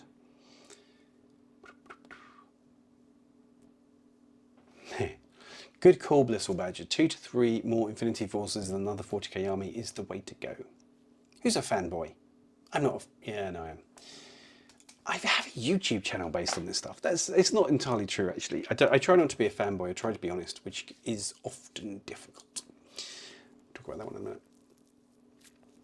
It's right in front of me. The best design product ever, holding on for decades. What?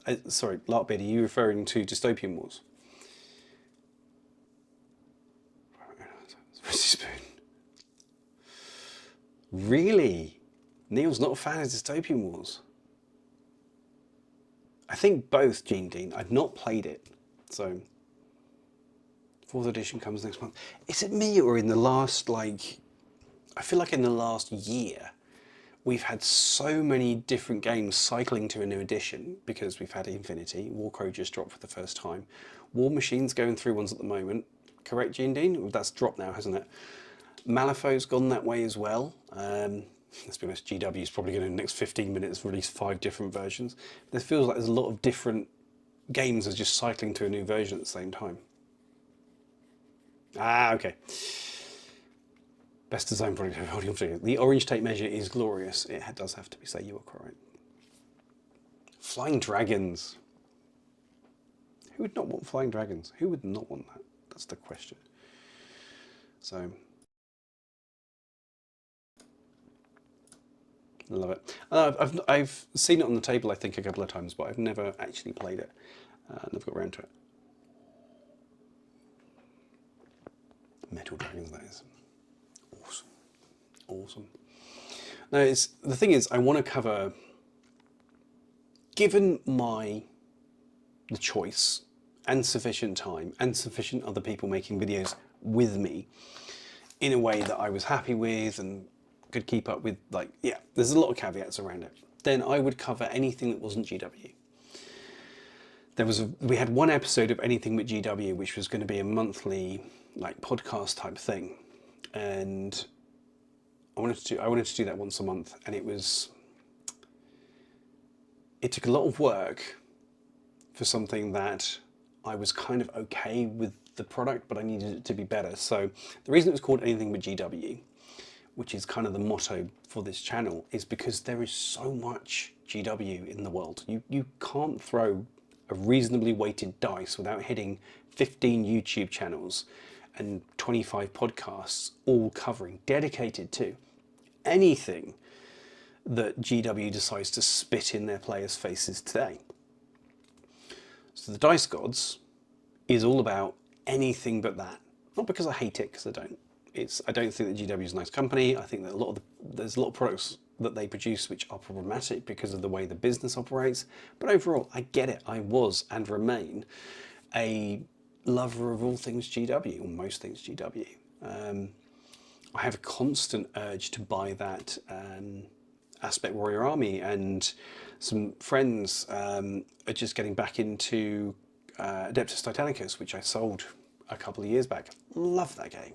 So cool. So much fun. So I have no issue with GW per se, certainly not with the players, but I think it's important there's a place where we talk about other things. So I'd love to cover all of that stuff, tell the world all about it, promote it, give people the option, and let them understand that there are other things than GW out there, and actually, most of them are better. I said what I said, and move on from it. So, hey Overboard, welcome. Good evening. Oh, not a new edition, but a new company pushed it back from the grave. Ah, right. Okay, so War Machine isn't actually new. I thought they were revamping it, but cool. Either way, it's come back. Very fun. Yeah, that's the problem is, this is something else I want to talk about. Oh man, Killboard is amazing. Yes, I've heard so much, and I'm hoping that Steamforge seems like a really interesting company. I need to dig more into them. I'm looking for my next victim for interviews, because I do like sitting down with somebody and chewing things over, and we haven't done one since Tom from yeah, it was Tom Greenway from Moonstone. I think that was the last interview that I did, probably. That was a really interesting chat, so maybe I should tap up Steamforge and ask them. And YouTube is massively oversaturated. It's bonkers. I do love the fact that it's reached that sort of level that you now have like battle report channels, and then sort of tactics channels, and then drama channels and react channels, and it's just like, wow, that's the level we're at. Can you imagine people reacting to Infinity in the same ways that, okay, yeah, that people kind of do, but you know. So yeah, so let's talk about that for a minute. There are so many good games out at the moment, and there are so many games that I want to get involved in. For the channel, yes, but actually for me and myself, there's some things that I don't own anymore that I wish that I did, that I at one point or another got rid of for various reasons, and I'm like, damn it, want that back. I mentioned the Aspect Warrior Army, third time that's coming up. Aspect Warrior Army for 40k is one of them. Drop Zone Commander. I used to be a Hawk Talon, so a Warcraw, but for that system. Love that game. It's just so much fun. Being able to take a light drop ship and like drop commandos onto the roof of a building and then have them fight their way through it.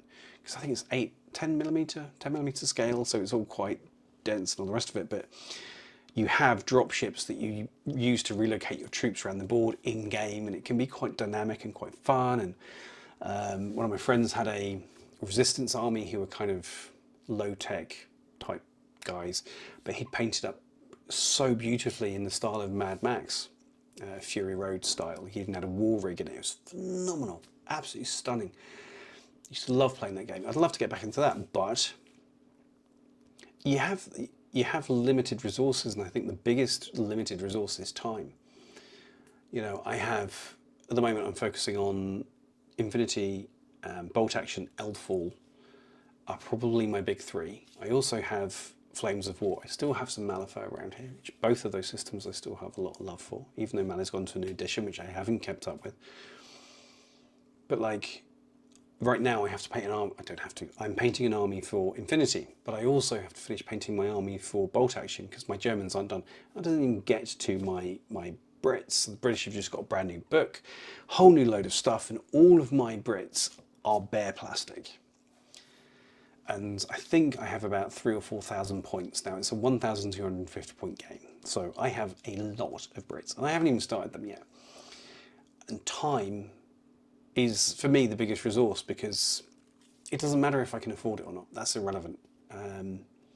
That's of neither here nor there. What matters is, do I have time to play it?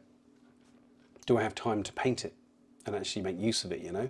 It's the biggest issue. When GW was the only option, it wasn't a problem. But now we have so many choices and they're so excellent. How do you do all of them? And it's just not possible, to be honest with you. There's not enough time in a week, even if I didn't have kids, if I didn't have a day job, if I didn't have my communities to run. It's just not enough time in a week to do all this stuff. Gee, I didn't even mention Warcrow. We've got Warcrow on the bubble over here as well. Jesus, still have that going. So, right, where was he? There we are. Steel Rift. Everyone needs. Yeah, I've heard good things about Steel Rift. I have, but I have the love with Drop Zone. It's just there. It's Battletech. Yeah, again. So in my youth, up to recently, I played a lot of MechWarrior Online, which I know is not the same thing, but the MechWarrior universe, the Battletech universe, I love.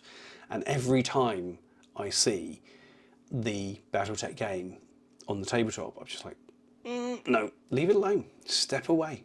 If you can find 10 minutes in a week to learn to play that, then you can have it.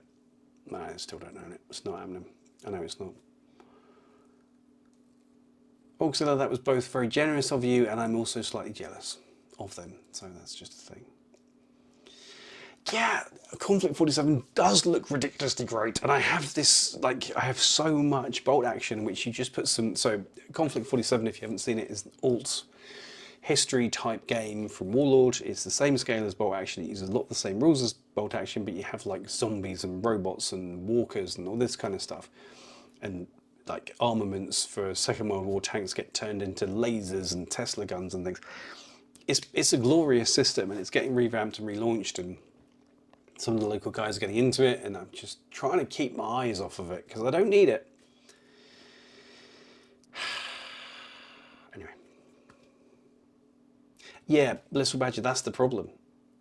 And it's why I culled myself back from 9 Armies of Infinity, and I've recently got rid of a whole lot. At the moment I'm selling my Invincible Army as well, if I can find a buyer for that at some point.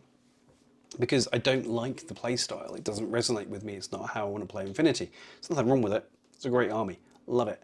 Love it aesthetically. But it's going to spend the rest of its life in boxes apart from for demos. And it's like, I think it's 650 euros worth of miniatures, 660 worth of miniatures. It's a lot of miniatures that I'm just going to leave in a box because I don't have time or real interest in playing it. It makes no sense. It makes no sense. So they're going. For US Ariadne, will you and play? Like, I need you to understand that this comes from my soul. I wouldn't play US Ariadna. I'm sorry. I wish I could say that otherwise. It's just true. I wouldn't. They're in such a mess at the moment. You can't buy them, first of all. I mean, yeah. I'd have to sell both kidneys and the lung to pick some up, most probably. But the list itself is kind of, yeah. You know, so on, members will have seen, there've been like videos that I've done for members only where I do a list and I do a review of it. Because of you, Mike, I'm going to do a review of a US Ariadna list. I'm going to write one. This is entirely your fault. I'm going to make a viable US Ariadna list as it stands today. I'm going to do the level best that I can. I'm going to make it simple. We're going to do it on supplies because that is the most baby of games. I'm going to do a 300-point US Ariadna list. I'm going to create one and I'm going to do the review of it. I'm going to stick it up on Patreon and the members section of YouTube. It's going to be glorious. God help us all. So this is entirely your fault, Mike. Thank you for that. I do need it. No, I don't. Mart, no. I know who you are in real life, my dude. I do not need Conflict 47. Thank you very much. And yes, it did, Mike. You're quite right. I always laugh when 40k players say their game has the most lore and then point towards the lore in Battletech. I know, it's the depth and breadth of it's like studying a degree to get up to speed with Battletech. And even then, you're out of date. All of you are saying this. Right, I get it. Yeah, I mean, the problem is when they dropped, I remember when they dropped and we saw grunts for the first time, and it was just like, what the how does this even... So, for those of you who've not seen, right, by the power of technology, boop, boop, boop, boop. This is still set up from when I was recording stuff earlier, so. Corvus, yay! US Ariadna. It's all nicely zoomed in. Where are ya? US Ariadna grunts. When this BS dropped, oh, I remember it's just... So, this is... Their medium infantry is their line troopers. They're the garrison troopers for this. They're total AVA, first of all. 1 fighter, 3 armour. There are 3 armours on these particular bundles of fluff and happiness. Now, they are a herpaderp genius like Pano. They have the Whip 12 of Pano. But 10 points will get you a heavy flamethrower and light shotgun with 3 armour because, that's why. And then we have the forward observer, we have the paramedic inside of there. You have forward deployment heavy flamethrower. And I think that used to be infiltration. But either way, it's ending up 20 inches up the board with a freaking heavy flamethrower for 12 points. And yes, there's a 0.5 SWC. I get it. I see it. I'm still not happy about it because that's still 3 armor and it's going in cover, so it's 6 armor. Absolutely broken as all. They really are. And what are the other ones that were pretty nasty as well? Minutemen, I think. Was it Minutemen? Again, 3 armor. Yeah, T2 rifles just all over the place. An X-Visor, a T2 rifle, a flamethrower +1 burst, 24 points. It is amazing how Corvus Belli took this particular army and screwed it up, but the roster is so short. Look at this. That is so short. Where is the rest of it? When they redo it, we are going to be seeing more troopers in here. You have to be. And the blackjack. Ugh. Damn ugly miniature. Glorious concept. Absolutely glorious concept. Although it was so busted because the first thing they released was a T2 sniper variant, which was by far the least interesting. It's like, this is a direct assault tank. I need to go up board and slap people with it, not sit at the back field and go plink. Anyway, so yeah, US Ariadna.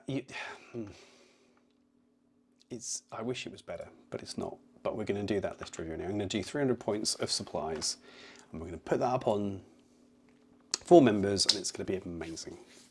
It really is. I know it's GW, but I love 3D printing terrain for Necromunda, and I also have a bunch of fantasy ruined buildings for use in Modern. Yeah, it's the way forward, man. If you love it, you love it. As long as you're happy in what you do. There'll be tears. Neil, yes there will. There'll be stress, there'll be grumpiness. It's going to happen. And it will all be Mike's fault, and I don't think he cares. Anyway. Auxilla, congratulations again on the 5th place. Thank you for dropping in. It was lovely to see you. Appreciate your time. Yeah, but Mike, a heavy flamethrower doesn't need a fire team. It's just such a horrific speed bump. How do I display the cheap type separator? Larkbeard, I could tell you, but yeah, I'll tell you. Hang on, I'll show you my setup of how that's done, because it is one of those things that's really freaking useful. But do that. Bum bum bum. Right, hang on, this way. Right. So, what you do is you actually be able to see this? Yes, you can. I'm going to hit options, and then I've got sorting, and you just drag these into position. So you make top is type, and you make it ascending, and that organizes it into light infantry and medium infantry, and then you do unit name and do that ascending as well. I don't care about these these three, they're completely irrelevant. But essentially then you have them in alphabetical order, grouped by light infantry, medium infantry, heavy infantry, tags, rems, blah, blah, blah, blah, blah. It just saves so much time. And because they're all in alphabetical order, you don't have to remember when they were released or where it is in the list or how CB thought you were going to be doing it, basically. You are most welcome. It is amazing. When I figured it out, it just became the way to do the thing. So 10 out of 10 would recommend. It is, I mean, Infinity Army is fantastic, and I hope that when they bring it into Corvusphere, they don't screw it up. Here we go. Yes. I've seen the search option. There's some nice things. They've built some really nice things into Army, and I hope that they retain it. Like the search, like the ability to look at images, like the fact that you can see which factions they belong to, which will never not be funny to open a Warcraw because it's just bluff. Everybody! Apart from Shazvasti. And you're welcome for the tip. Right, we are going to, because I was like, I'll stay on for 2 hours, and it's an hour and 3/4. We are going to do the November releases a bit quick and cover those off, so buckle up. Because if you haven't seen these yet, they are quite funky, I have to say. But October releases, I keep saying November. I'm wishing the year away. So October 2025 releases. This dropped today, and we got the information. So let's have a look. First up, we have the Infinity O12 paint set with all the new stuff from Army Painter. Crucially, you've got the Kappa with the missile launcher, the free miniature in here, which is a profile that exists that we don't currently have a miniature for, which is kind of funky. I do feel that the rest of the factions got a bit stuffed over though, because they got like a paramedic, and then the O12 gets a missile launching nut job with a knife. I mean, I'm not saying that CB's got an O12 bias, but let's take a look at blooming Torchlight Brigade. Anyway. As to what we think of this, as I understand it, like you can see on the image, you've got Aegis Blue and Star Marder Navy. I think those are the exclusive colours, and I think this is the only place you can get them. I did read somebody saying that possibly they were just relabeled this colour, but then some other people said that wasn't the case. So it's a bit crappy if those are the only places you can get those colours. But then if you need the miniature, it's worth it, let's be honest. So we've got that coming. Then we have the expansion terrain set. So this is to go with the stuff that we get from Sandtrap and the Start Here box. So that will just add on. If you're using the cardboard terrain, it'll do the job perfectly. You know, it adds some height and some sort of dynamism to the game, which is important, I think. Oh, Overboard. I have all the Infinity RPG books now and started reading Anna first because they run the show. What has changed in the lore since this RPG came out of it, if anything? buttloads, because that's Modifius, isn't it? I want to say. It's the UK company. Anyway, loads. I think that's 6, 7 years ago, maybe more.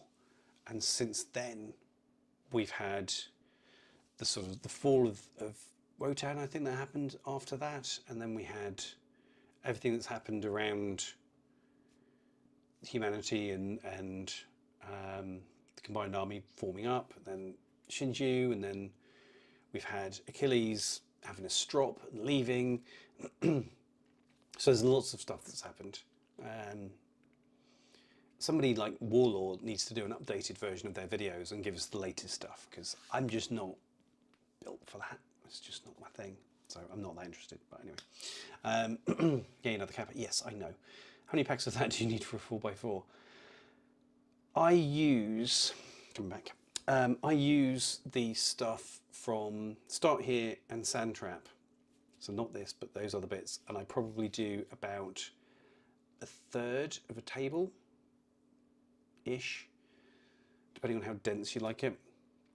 So with this, you're probably getting up to half. So I would probably, if I was going to do this, I would probably get probably 3 of these, and then probably 2 of each of the other ones, and you would be on your way, I think, and you'd have enough height and shape to be useful.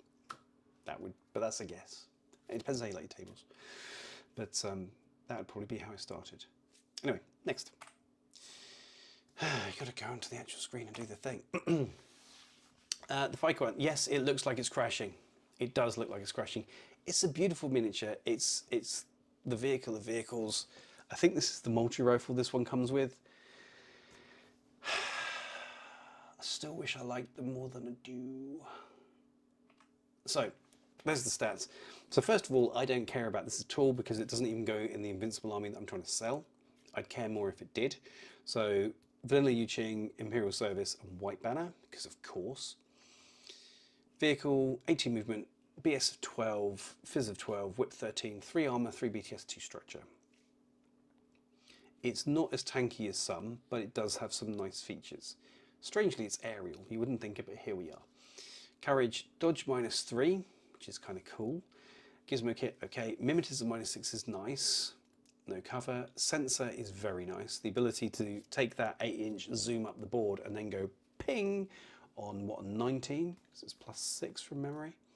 Super jump jet propulsion is pretty standard. Super jump +3 is cool. Makes it very, very bouncy, very, very quick to get across the board if needs be. I don't think I'd ever not super jump, because you take your first movement value and you add 3 inches to it, so that's 11 inches. You don't get cover anyway. Unless I'm missing something, unless I've got the super jump rules wrong. I can't think of a reason that you wouldn't use super jump just to burst yourself around the board. Anyway, that's me. EM carbine +2 burst. That's cool. It's ever with, because this is an Imperial Service vehicle. You're dealing with something that primarily is out there to immobilize and not kill, which is very fluffy. So you've got the EM carbine, so you can start immobilizing heavy infantry and isolating troopers. You've got flash pulse to stop them doing anything naughty, and then an arc-light cannon, which is basically a Panzerfaust but with glue, so you can glue the enemy to the floor. 28 points is not bad for that. But I have the same problem with this that I have with the rest of Imperial Service, that if I've shot someone and I've hit someone and they failed the save, I don't want them to be breathing anymore. And everything that that's doing, they're breathing. I don't want them breathing. So the multi-rifle version with X-Visor is better. Multi-rifle +1 burst, so burst 4 multi-rifle AP or shock ammunition, which is cool. 16-inch range. It's not ideal, but with the Mimetism -6 and the 18 movement, you can get upfield. 11-inch movement if you just keep super jumping. You can just bounce upfield and get in people's faces. The adhesive launcher with +1 burst is nice too. I'd say of the two, the multi-rifle adhesive launcher, which I'll always call an ADHL because that's what it used to be called. The adhesive launcher is a better option, but at 0.5 SWC and 35 points, it's not. It's an expensive hobby with 2 structure and 3 armor. You're relying a lot on that mimetism. And yeah, that is a bad roll away from just a bad day, to be honest with you. So, dang, yeah. Bogo flyer, yeah, boing, boing, boing, splat. I've not faced a flyer on the board. I've not run one of the vehicles yet. I've not felt the compulsion to do so. I'm not too worried about it. Anyway, shape or form. So I'm just going to move myself out of the way so you can see the points. There's the other points. 35. I put myself right down here. No, up here. Let's go in the corner. This is very exciting. Follow me around the board. The joys of technology. So yeah, I've not faced them yet, but it's whelming. The whole thing is pretty whelming at the moment, and it doesn't fit. So there we go. So that's the Faiquan, or however we're supposed to say that. Then we have the Triggermen. I don't know what happened to the hair. I really don't. His hair is. I know it's Nomads, but it's Tunguska, so it shouldn't be that weird. I'm not feeling the fluff. I've got to be honest. Love the face mask. The rest of it is very Tunguska in look and feel. We're back on that big 55mm base, which. We've got several of these now. You've got one in Imperial Service, you've got them in Bakunin, you've got them with Aleph as well. It's definitely a thing they're going for. I'm not particularly impressed by it, to be honest with you. It just doesn't feel, I don't know. It feels like it's trying to set up a story type approach, and I don't know, it's just too static for me, it's too limiting. I don't know. I'm not a huge fan. Anyway, the miniature's nice enough, I guess, apart from the fluff. That would have to come off. Will have to come off because I'm definitely going to get one. Damn it. What do they do? A lot. So, heavy infantry, which was interesting, and Tunguska all vanilla Nomads, which is interesting. This is taken from Tunguska, so you've got the AVA 3. I don't think you're ever going to run 3 of these. Let's take a special kind of stupid to do that in my opinion, but here we are. So 60 movement, nice and quick. CC 17, you're not doing CC with this unless it goes wrong. BS 13 is fine. This 12 with 13. 4 arms, 6 BTS and 2 Vita. So this does take some killing. This is going to take some dropping. The 360 visor is tasty. CC attack -3, so if you do get into close combat with it and you are poking it with a stick, it does have a chance. It's immune to shock, mimetism -3. Regen Fizz 13, so 65% of the time if you just drop this to unconscious, I think it's in the state phase, it's going to bounce back up. Stealth, for me, feels redundant for the most part. Then we have the profiles, and this is where it kind of comes a bit unstuck for me. Because BS stack +1 burst, multi-rifle, BS stack +1 burst, multi-sniper rifle, BS stack +1 burst and forward deployment with K1 combi. That's the most interesting profile. And then a Neurosynetics sniper rifle. Emarat's nice, multi-pistol's nice, CC weapon is nice, the silenced pistol is nice. 40 to 45 points is a bit oof from where I'm sat. This is built, in my opinion, as an ARO piece, which is fine. You know, the Neurosynetics multi-sniper rifle is clearly an ARO piece, but it just feels like an ARO beast that you stick it on top of a building, so you have the mimetism -3, then the cover is -6, the forearm becomes 7, 2 Vita, the 360 visor you can't get close to it anyway because it's going to see you coming. You do that with the multi-sniper rifle with the +1 burst and it's nasty. The only one that is vaguely mobile and using that 6.2 is the K1 combi, because that is a forward deploying hit piece effectively, the K1 ignoring armor. So you can actually use that to chew up tags and stuff like that, which with the BS 13 is fine, and 360 visor, they're not getting too close. It's fine. I've said it before, it's an and unit. Although it is an ARO piece, it has got the stealth, it has got the regeneration, it has got the immunity to shock, which I know, why does it need immunity to shock? Because immunity to shock only applies to things with 1 Vita, doesn't it?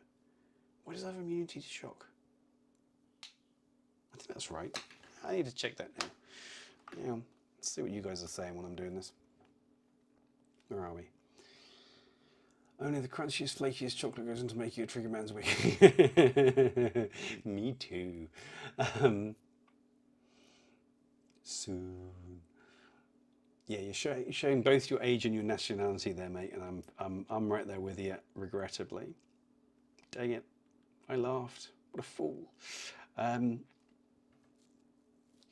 Bonus points for the reference, yes. Oh, we finished a miniature during stream. Nicely done, Robin. Good job. FA profile is nice.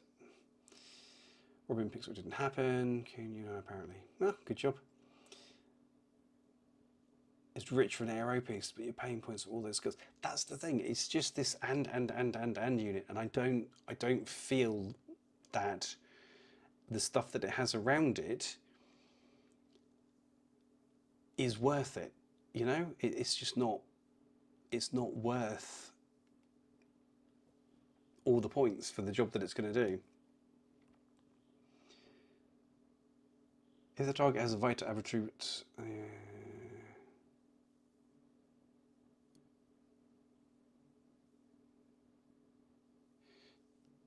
yeah. So according to Shock, if the target has a vital attribute with a value of 1, which this doesn't, it has a vital attribute with a value of 2. So immunity shock is irrelevant because it's got a vita of 2. CB error, I guess.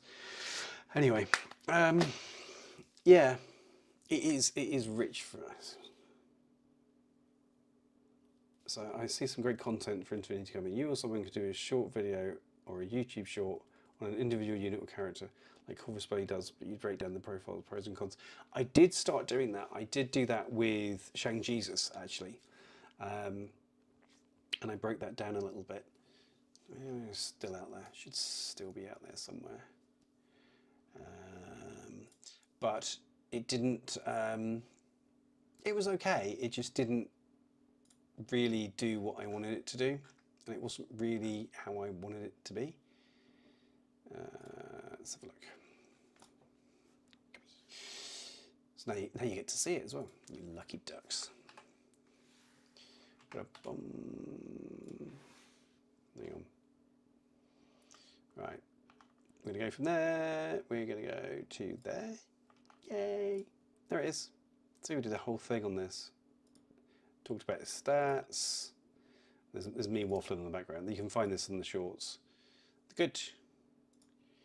I think I did a bit about the... Did I do anything about the bad? No, I just did the good. Oh yeah, the bad. It's expensive. So we talked about the Shang-Chi as a whole in there, and I was looking at doing that. But yeah, it wasn't what I wanted to do. It didn't work out the way I wanted to do it. So maybe I'll revisit that for you. Maybe I shall. Nice one, CB. But that added a point. Everything adds a point. Everything adds a point. Guess it's Corvus Belli. So, that's the trigger men. So we can all universally agree that that is okay up until the point where they start lumping too much stuff onto it. Because like the multi-pistol will add points to it. The EMRAP will add points to it. The BS Stack plus 1 burst will add points to it. Anyway. Then we get this repack from Hack. So Rajik, Asawira and Aya. These core units for most of Hack, especially the Asawira. There's a whole argument about how disgusting the Asawira is, and it kind of is. So the Rajik, which is the floaty guy at the top left. Combat jump, dogged, parachutist, super jump, jet propulsion, BS12, arm 2, 1 Vita. That's actually the Spitfire build, so you're looking at 1.5 SWC and 29 points. If you want to get a Alpha Strike off, you know, arm 2 in cover, BS12 with a Spitfire, you're going to do some work. And yeah, it's not the cheapest thing in the world by any stretch of imagination. I mean, the boarding shotgun's also nice in case they get stupid enough to get close to you, but the Rajik is really a hunter. You drop it into a position and you just go ham on somebody with that. And that's generic Hack and Hack Assassin, even Hack Assassin. Then we have the Asawira. This bloody thing, I hate this thing, it's horrible. really is for a whole world of reasons. So let's look at it. Move 6-2, CC23, BS 14, because of course it does. Fizz 14, because of course it does. Whip 14, forearm, 9 BTS. Count all those BTSs, people. There's 9 of them. 2 Vita, and it's still a silhouette 2. Berserk plus 3, because everyone needs CC 26. Dodge plus 2 inches. Frenzy, so you can kill somebody and then you gain an impetuous order for this, because of course you do. Immunity to shock, martial arts level 2. So, and again, there's immunity to shock and it's Vita 2. Maybe I've got that rule wrong. Just what it says is quite clear. Anyway, martial arts level 2. So that actually is CC 23 becomes 26, with the Berserk becomes 29. So that's exciting, CC 29. It's got regeneration, so you can't kill the damn thing. Stands back up again, that Fizz 14. It's religious troops, so it doesn't get out of the way. It's not bright enough to get out of the way of things. And it's got stealth, so you can't actually hear the damn thing coming until it's on you. But that build is the Spitfire. So you have an armor-piercing Spitfire on a dude who is BS 14 and forearm. Of course you do. Nano Pulsar, in case anyone's stupid enough to get close to you and try and mess with you that way. Pistol DACCW with PS5 and 1.5 SWC and 38 points. Now this does sniff, give that first sniff test, it does sort of look like an and unit, but it's actually not.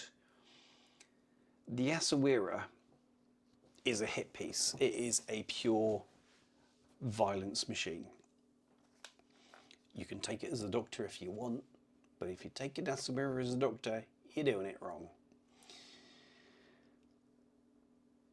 It is literally a cruise missile that you throw into your opponent's half of the board and leave it there to go completely batshit bonkers and kill everything. That's an Asawira doing Asawira things. So yeah,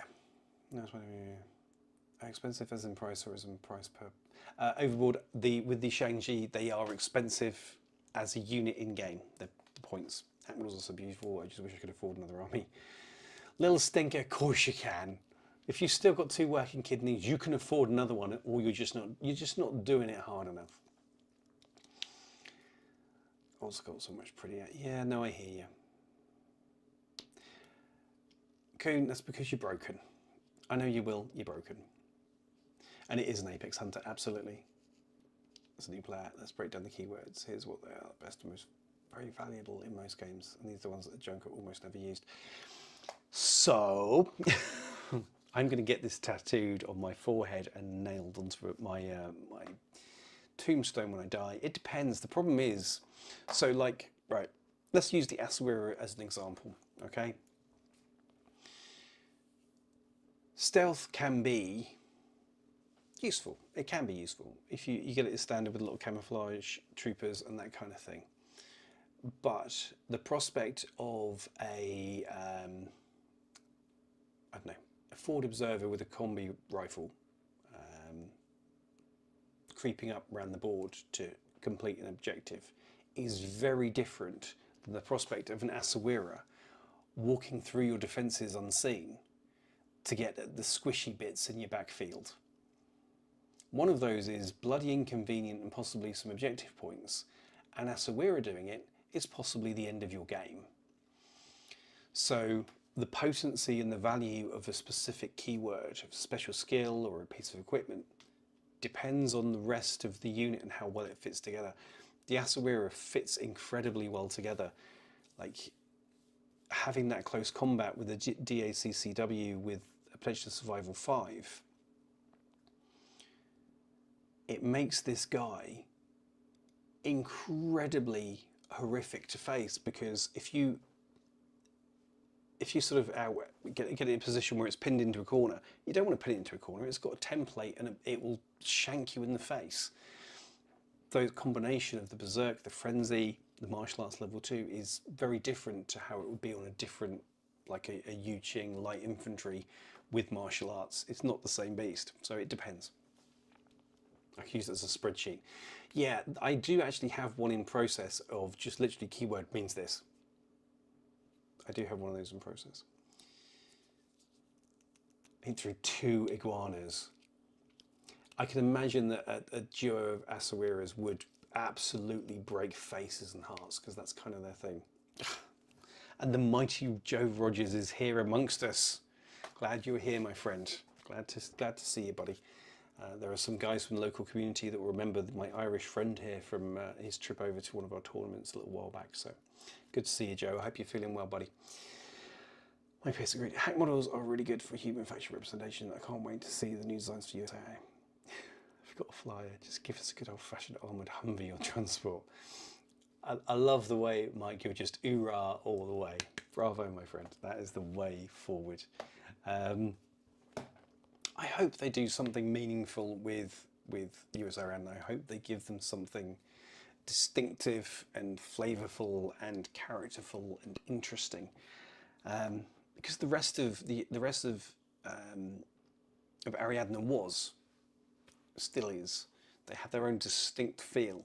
And then because they lent very heavily into the US Ariadne's kind of militaristic, Rangers lead the way type thing, they just look like modern soldiers. It wasn't particularly interesting. Boring. Flying Willys Jeep. Neil, I'm here for it.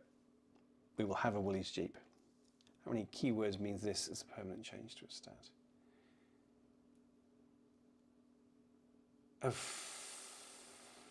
Hey, Overboard, thank you very much. Thank you for joining. That's really cool. You are my first person that's joined on a live stream. Thank you so much. That is so cool. Woo!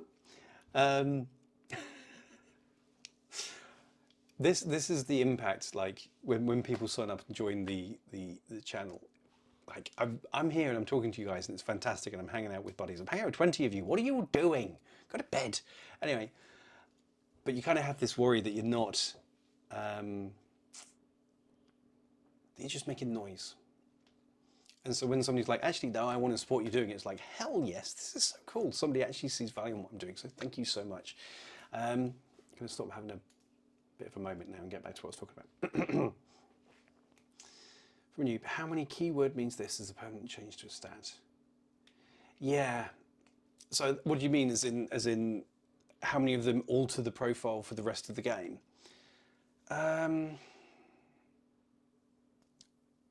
There's a couple around the place. It's more like Frenzy gives the extra order. There's a lot of those got chopped out with M4. So we used to have a problem with what was called nested rules, where camouflage, for example, camo meant stealth, surprise shot, camo, and mimetism normally of some ilk. And then in N4 they turn around, no, that's stupid, chop them all out, put them all into individual skills. So that is less common these days, and they're more done with, like you see with the Berserk +3, that's a change to a stat in a specific situation. So it's not that common that you have something that alters fundamentally a profile there, apart from transmutation. So possibly two. But yeah. Any other ones that I'm missing?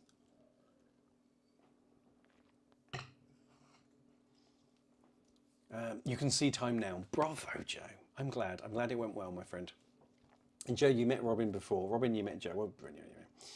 Not going to get a revamp just yet, but probably in the book following the next book. Yeah, well, they did say that it's coming. They did say that US Ariadne was going to get a kick in the butt.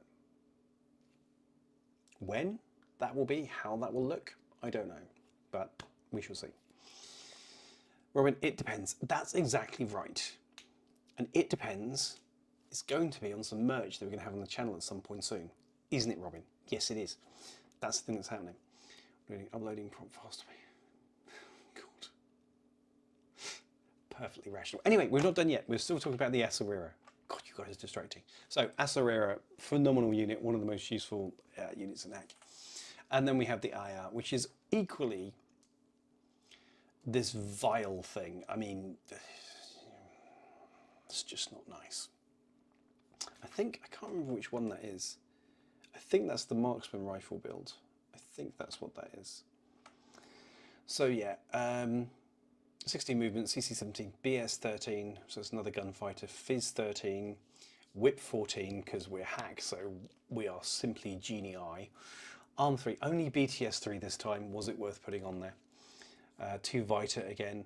The Bang Bomb plus 4, so when you're dodging from shots, then you're dodging on a 17. Hollow Projector, so there's 3 of them, not just 1. Hidden Deployment, just not nice. Immune to shock, religious troop, specialist operative, so can do missions. Stealth, yay! Surprise attack -6. Not -3, people. If this comes out of a hollow projector state and I guess hidden deployment and it shoots you, you're on -6, sorry, inactive phase, and it shoots you, you're at -6. And triangulated fire, so if you put something with camouflage in cover at bad range, then it can ignore every modifier apart from -6, which is horrific. So I think this is the AP marksman rifle, so forward deployment plus 4 inches, so it's getting in your face to start off with. Zapper drop bears, so throwable mines. A viral pistol with +1 burst, 39 points. 39 and 40 points. IRs are not friendly. They are not a good way to keep buddies. They are fun. They are hilarious. They are enjoyable. Are they worth the points? Yeah, because again, this profile is pretty much brought from N4 almost as is. The only big difference is the addition of the Bang Bomb, which makes it even nastier. So, and an AP Thunderbolt. Oh, God. Ye gods. With +1 burst. So that's what, burst 3, I think? Burst 3 on an AP Thunderbolt with HMG range bands. With BS 13. It's just not nice. It's just not nice. Although, to be fair, the one that I would probably find most fun is the breaker rifle with Panzerfaust. Oh, hang on. How did I miss that? The breaker rifle with Panzerfaust and Disco Baller. So, not only does this, pardon the language, does this little bag of dicks have 3 of itself on the board, dodge on 17s, shoot on those 13s, have specialist opposite stealth and surprise attack -6 and triangulated fire, but it also can put down Eclipse Smoke that can be reactivated. You can pop 2 of those out, and it's got a Panzerfaust plus the Zapper. Oof. Oof. The AP Marksman's horrible, but actually that breaker rifle is arguably worse. And being breaker, it doesn't hit armor, it hits BTS. So you can potentially really screw up some heavy infantry that's got the focus on the armor and not the BTS. You can really poke holes in them if the Panzerfaust doesn't do it first. And of course the fun thing there is you have the Disco Baller and the Panzerfaust. So if you keep Chuckles here within 8 inches of a baggage box, then at the end of your turn during the stakes phase, your Panzerfaust and your Disco Baller just get reloaded. So you can just keep firing those damn things forever. Which also, of course, in the stakes phase, your hollow projector will reinstate, and you'll get, if you've lost your hollow projector state and you're down to 1 miniature, you'll get back up to 3. The IR is not fun. It's not funny. It's hilarious. Anyway, so yeah, that's. I think that was the last of the things. Oh no, I forgot Warcrow. Gene Dean will be cross. Sorry, Gene. I'm going to go and check the chat before I go into Warcrow. Where are we at?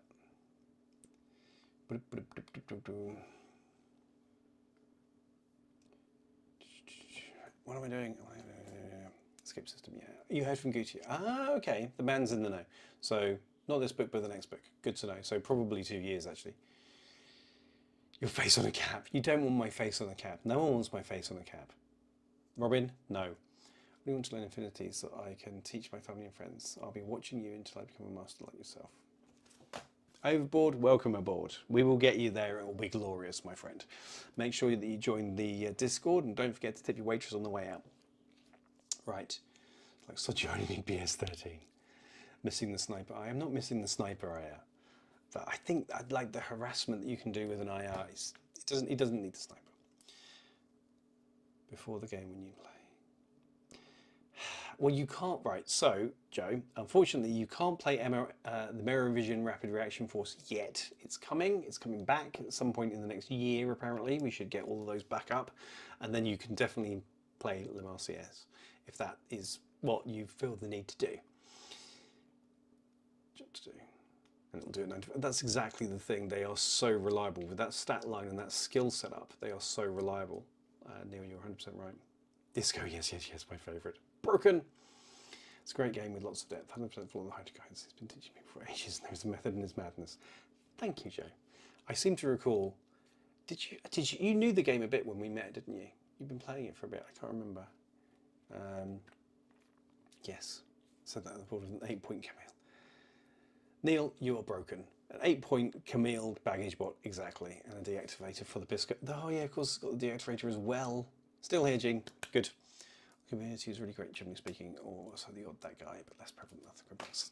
Exactly, Joe. The Infinity players tend to be lovely, and actually the community is very good at purging people who are not lovely. I've seen that a few times.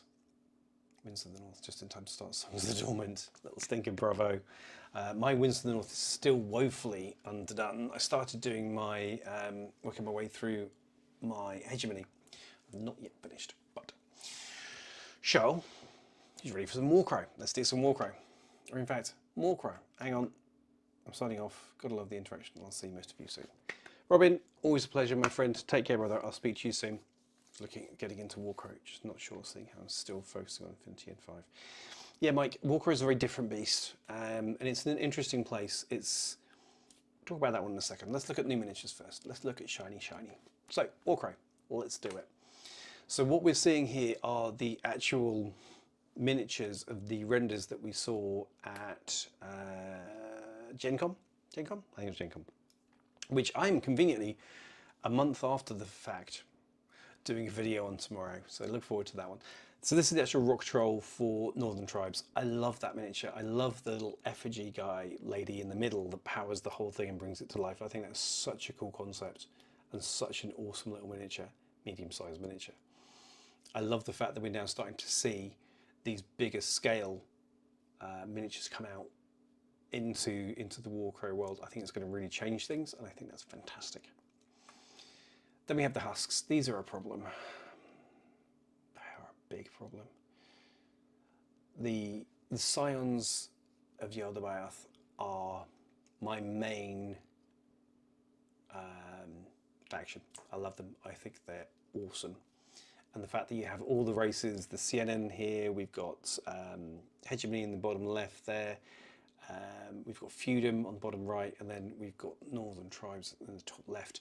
It's just that the way they've done these is just peak awesome, and I definitely need them. I think the reason I haven't got into Scions yet is because you could only get them as part of the Adventures box, and they were all the same sculpt, so you had multiple husks, but they were all the same miniature.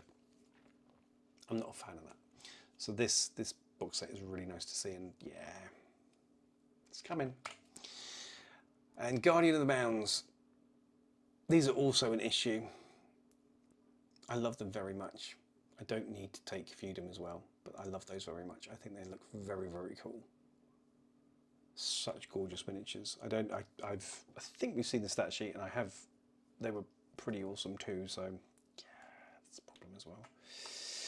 And then we're getting an action pack last of all. So Winds from the North came out, and then we had Beyond Winds from the North, which had Hegemony, which is what you're seeing here. And then we had Northern Tribes as well.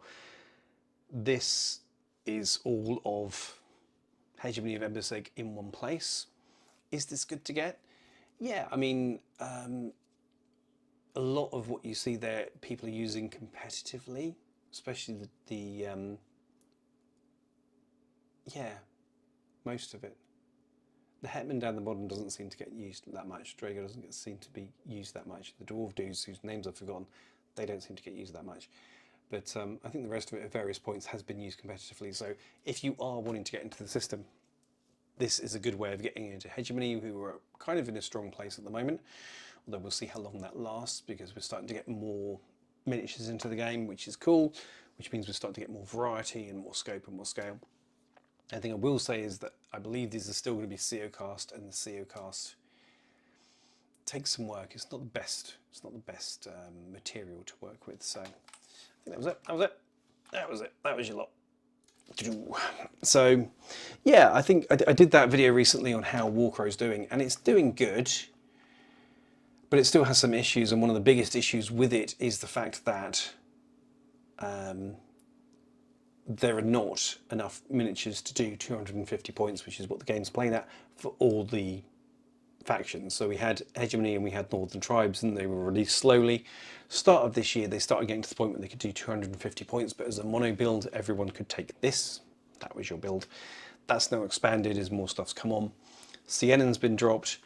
They're starting to expand and grow, which is great. And Scions of Yeldermouth are also going the same way, which is fantastic. So we're going to have 4, sort of by January, February next year, I guess, we're going to have 4 that can be played at 250, which is kind of where you want it to be.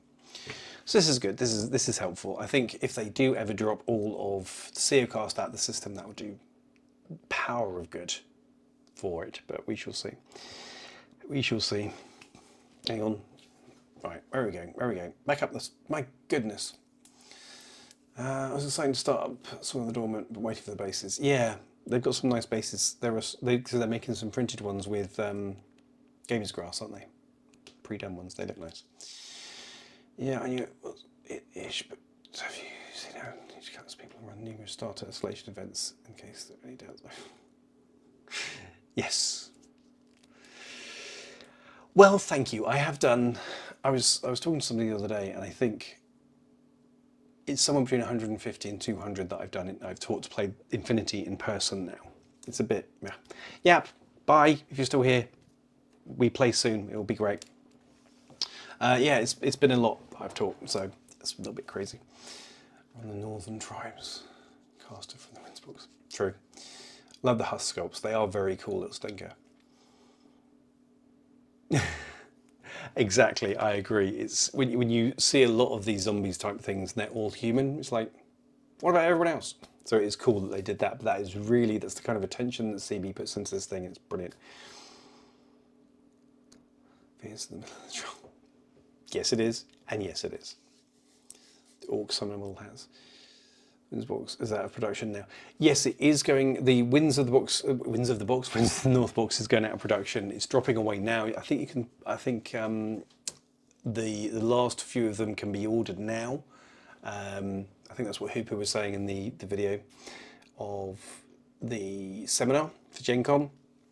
So yeah, the last ones are going to, and then you're going to get these army packs. So, but I'd get the box, the 2-player box, because you get all the stuff with it, like the dice and all the rest of it, so definitely worth it. I've got a ton of Warcrow into without me. See, Joe, the world is telling you that you should play Warcrow.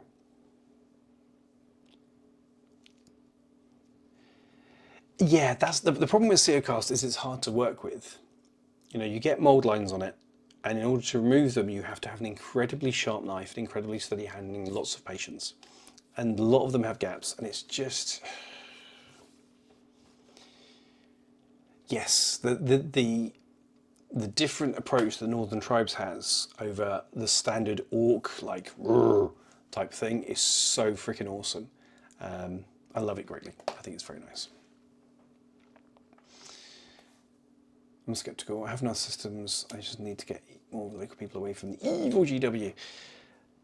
Joe, you just think you have enough systems. If you have enough time to have that thought and complain about it, then you don't have enough systems. You do in fact need one more. So non-trope options. They did. Joe, you're right. They are very different from the sort of standard tropes that we get with this type of thing. So it is very cool that they did that. I do approve. You got the extra terrain, that's cool. I have some battle systems terrain around here that I need to build up and actually review for it. The plan was when some of the Dormant came out that we'd do that, but there's been some challenges on the road to that particular bubble of happiness, but that's a story for another day. Yeah.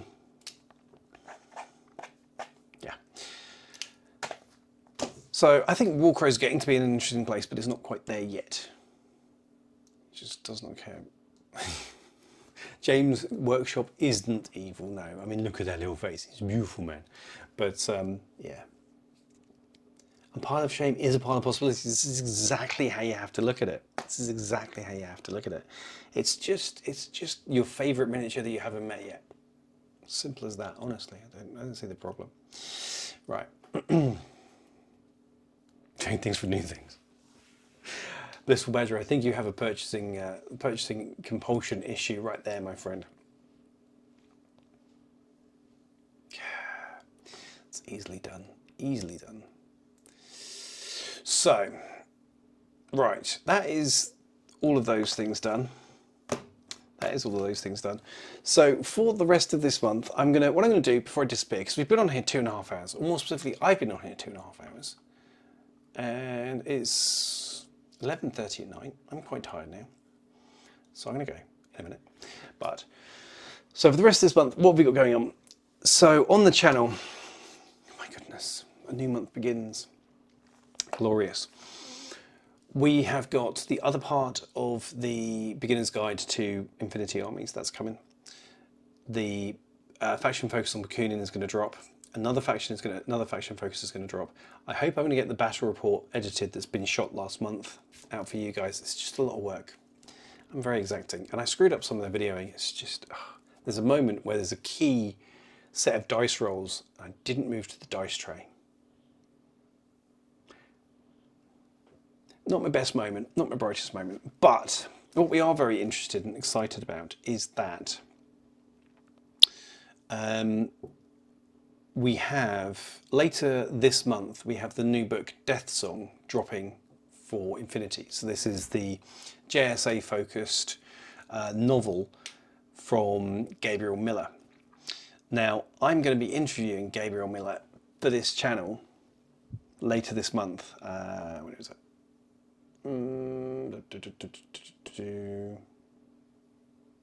Friday the 19th. Friday the 19th. I shall be interviewing him for the channel, talking about all of the things that you need to know about that book and all that kind of good stuff. So, if you have any questions for a writer working at producing lore and fiction for the Infinity Universe, then do let me know. Members, drop that on Discord, drop that on. I'm going to put a post on Patreon and on YouTube. Stick your questions in there and I will put them to Gabriel himself and get his thoughts on any questions that you may have. So we've got that interview coming up. We've got some other bits and pieces of reviews coming up for various stuff. We've got a US Ariadne list review coming up for members and patrons as well, and some other good stuff. So it's going to be a busy month. I've got a holiday in the middle of it. I'm taking the kids to Euro Disney because I'm a good parent. Let's take you to the center of commercialization and teach you what being a victim to profiteering businesses really is. So there's going to be that, but I'm going to try and have content stacked up for videos. They're not content. Trying to have videos stacked up. So while I'm away, you'll still get your dose of the Dice Gods. And yeah, we've got more stuff coming soon. So that was cool. Right, now I've got to catch up now because I talk and then I look over and you lot have just waffled on. No. So do I still want to get into Warcrow with the intro 2-player box or just get an army essential box like the elves? Mike, I would get one of the 2-player starter boxes because it gives you all the tokens and bits you need. You have the little dial, you have the custom dice, otherwise you have to buy them separately, which is a bit more expensive. And then buy the elves, buy the CNN. But if you buy the 2-player starter box, it will give you all the things that you need in the way of like rules and tokens and templates and doodads and dice. Song of the Dormant that's just dropped would be the definite way to do it because it's got the more up-to-date bits and pieces for that, but then go for what you love. Painting. So one more. Yeah, Moonstone. I love Moonstone. Moonstone is my favourite game that I don't play. Everything about the aesthetic and the concept behind what Tom and his team have done with Moonstone is awesome, and it just doesn't inspire me as a game. I hate that. It's really frustrating. So, if you get movie, if you want elves, only the action pack. They're really good, 170 points. Yeah, it's a good action pack, it has to be said. If you want to be the game champion, Winds of the North, if you can get it. What's another one to do good on the block? Yeah, I think I'd go with Gene Dean pretty much on that one. I think I would probably lean more towards Soul in the Dormant, to be honest, but that's just me. 40k, AOS, Heresy, Malifaux, Infinity, also she's in Gundam for Wargaming. Joe, that's only, is that even one for every day of the week? You still have time. You don't need to sleep. I will not forget your Ariadne video. My goodness, Mike, it's coming. Imagine being GMT +1. I know, right? I'll drop a picture of Discord of what I'm currently painting. Shiny. Paint it all at once. Yeah, love it. 3 minutes. Yeah, you capitalist drone. I am a capitalist drone. And a shill and all kinds of horrible stuff. Anything you want to throw at me, I'll take it. It's all fine. I've been called worse. Probably by a relative. Anyway. So, Warhammer World. I'm not that... Larkbeard, I'm not that soulless as a human being. How dare you, sir? He does. You are doing the Lord Carlos's work over on the island up Ireland with bringing out the new stuff and pushing stuff to people. You're doing a great job, mate. Keep it up. Epic work. Mr. Mouse. My daughters have a big thing for Mrs. Mouse specifically, so I should look forward to coming back with bows in my hair. Joe, the Discord needs more channels. Really? That's what you got. If you're lucky, you can get another systems one and be happy with it. If you can gain systems, you don't have enough. There's the voice of a man who will be found dead in 10 years, piled under or dead under a pile of unbuilt plastic miniatures. Trying to resist getting into Kings of War championships because I hate the plastics, but the game is that is the problem, isn't it? There's so many systems out there and they're all cool and I love them dearly. And which ones do you get? All of them. That look for the channels was great. I've been a TO too long. I have looks that can convey very many meanings across great distances. It's part of the job. So I have a blackjack model I got from a friend. Let's go USA. I will do my best for you guys. I will put together a list of such beauty and consideration. So candidly, you'll be blown away. It will be beyond your comprehension how amazing this thing will be. So, right. On that note, gentlemen, ladies, creatures of all stripes, and Joe, thank you all for joining me. It's been an absolute pleasure. Overboard, thank you for joining the channel. That was amazing. Absolutely stonking. I've really enjoyed my time with you all. I hope you guys have had fun too. Maybe we'll do this every Monday. Maybe this is going to be a Monday thing. Let me know what you think. Drop comments, send messages, let me know on Discord. And yeah, I will see you all again soon. Thank you so much for joining me. I've been Hydra. You've been glorious. You have a great week.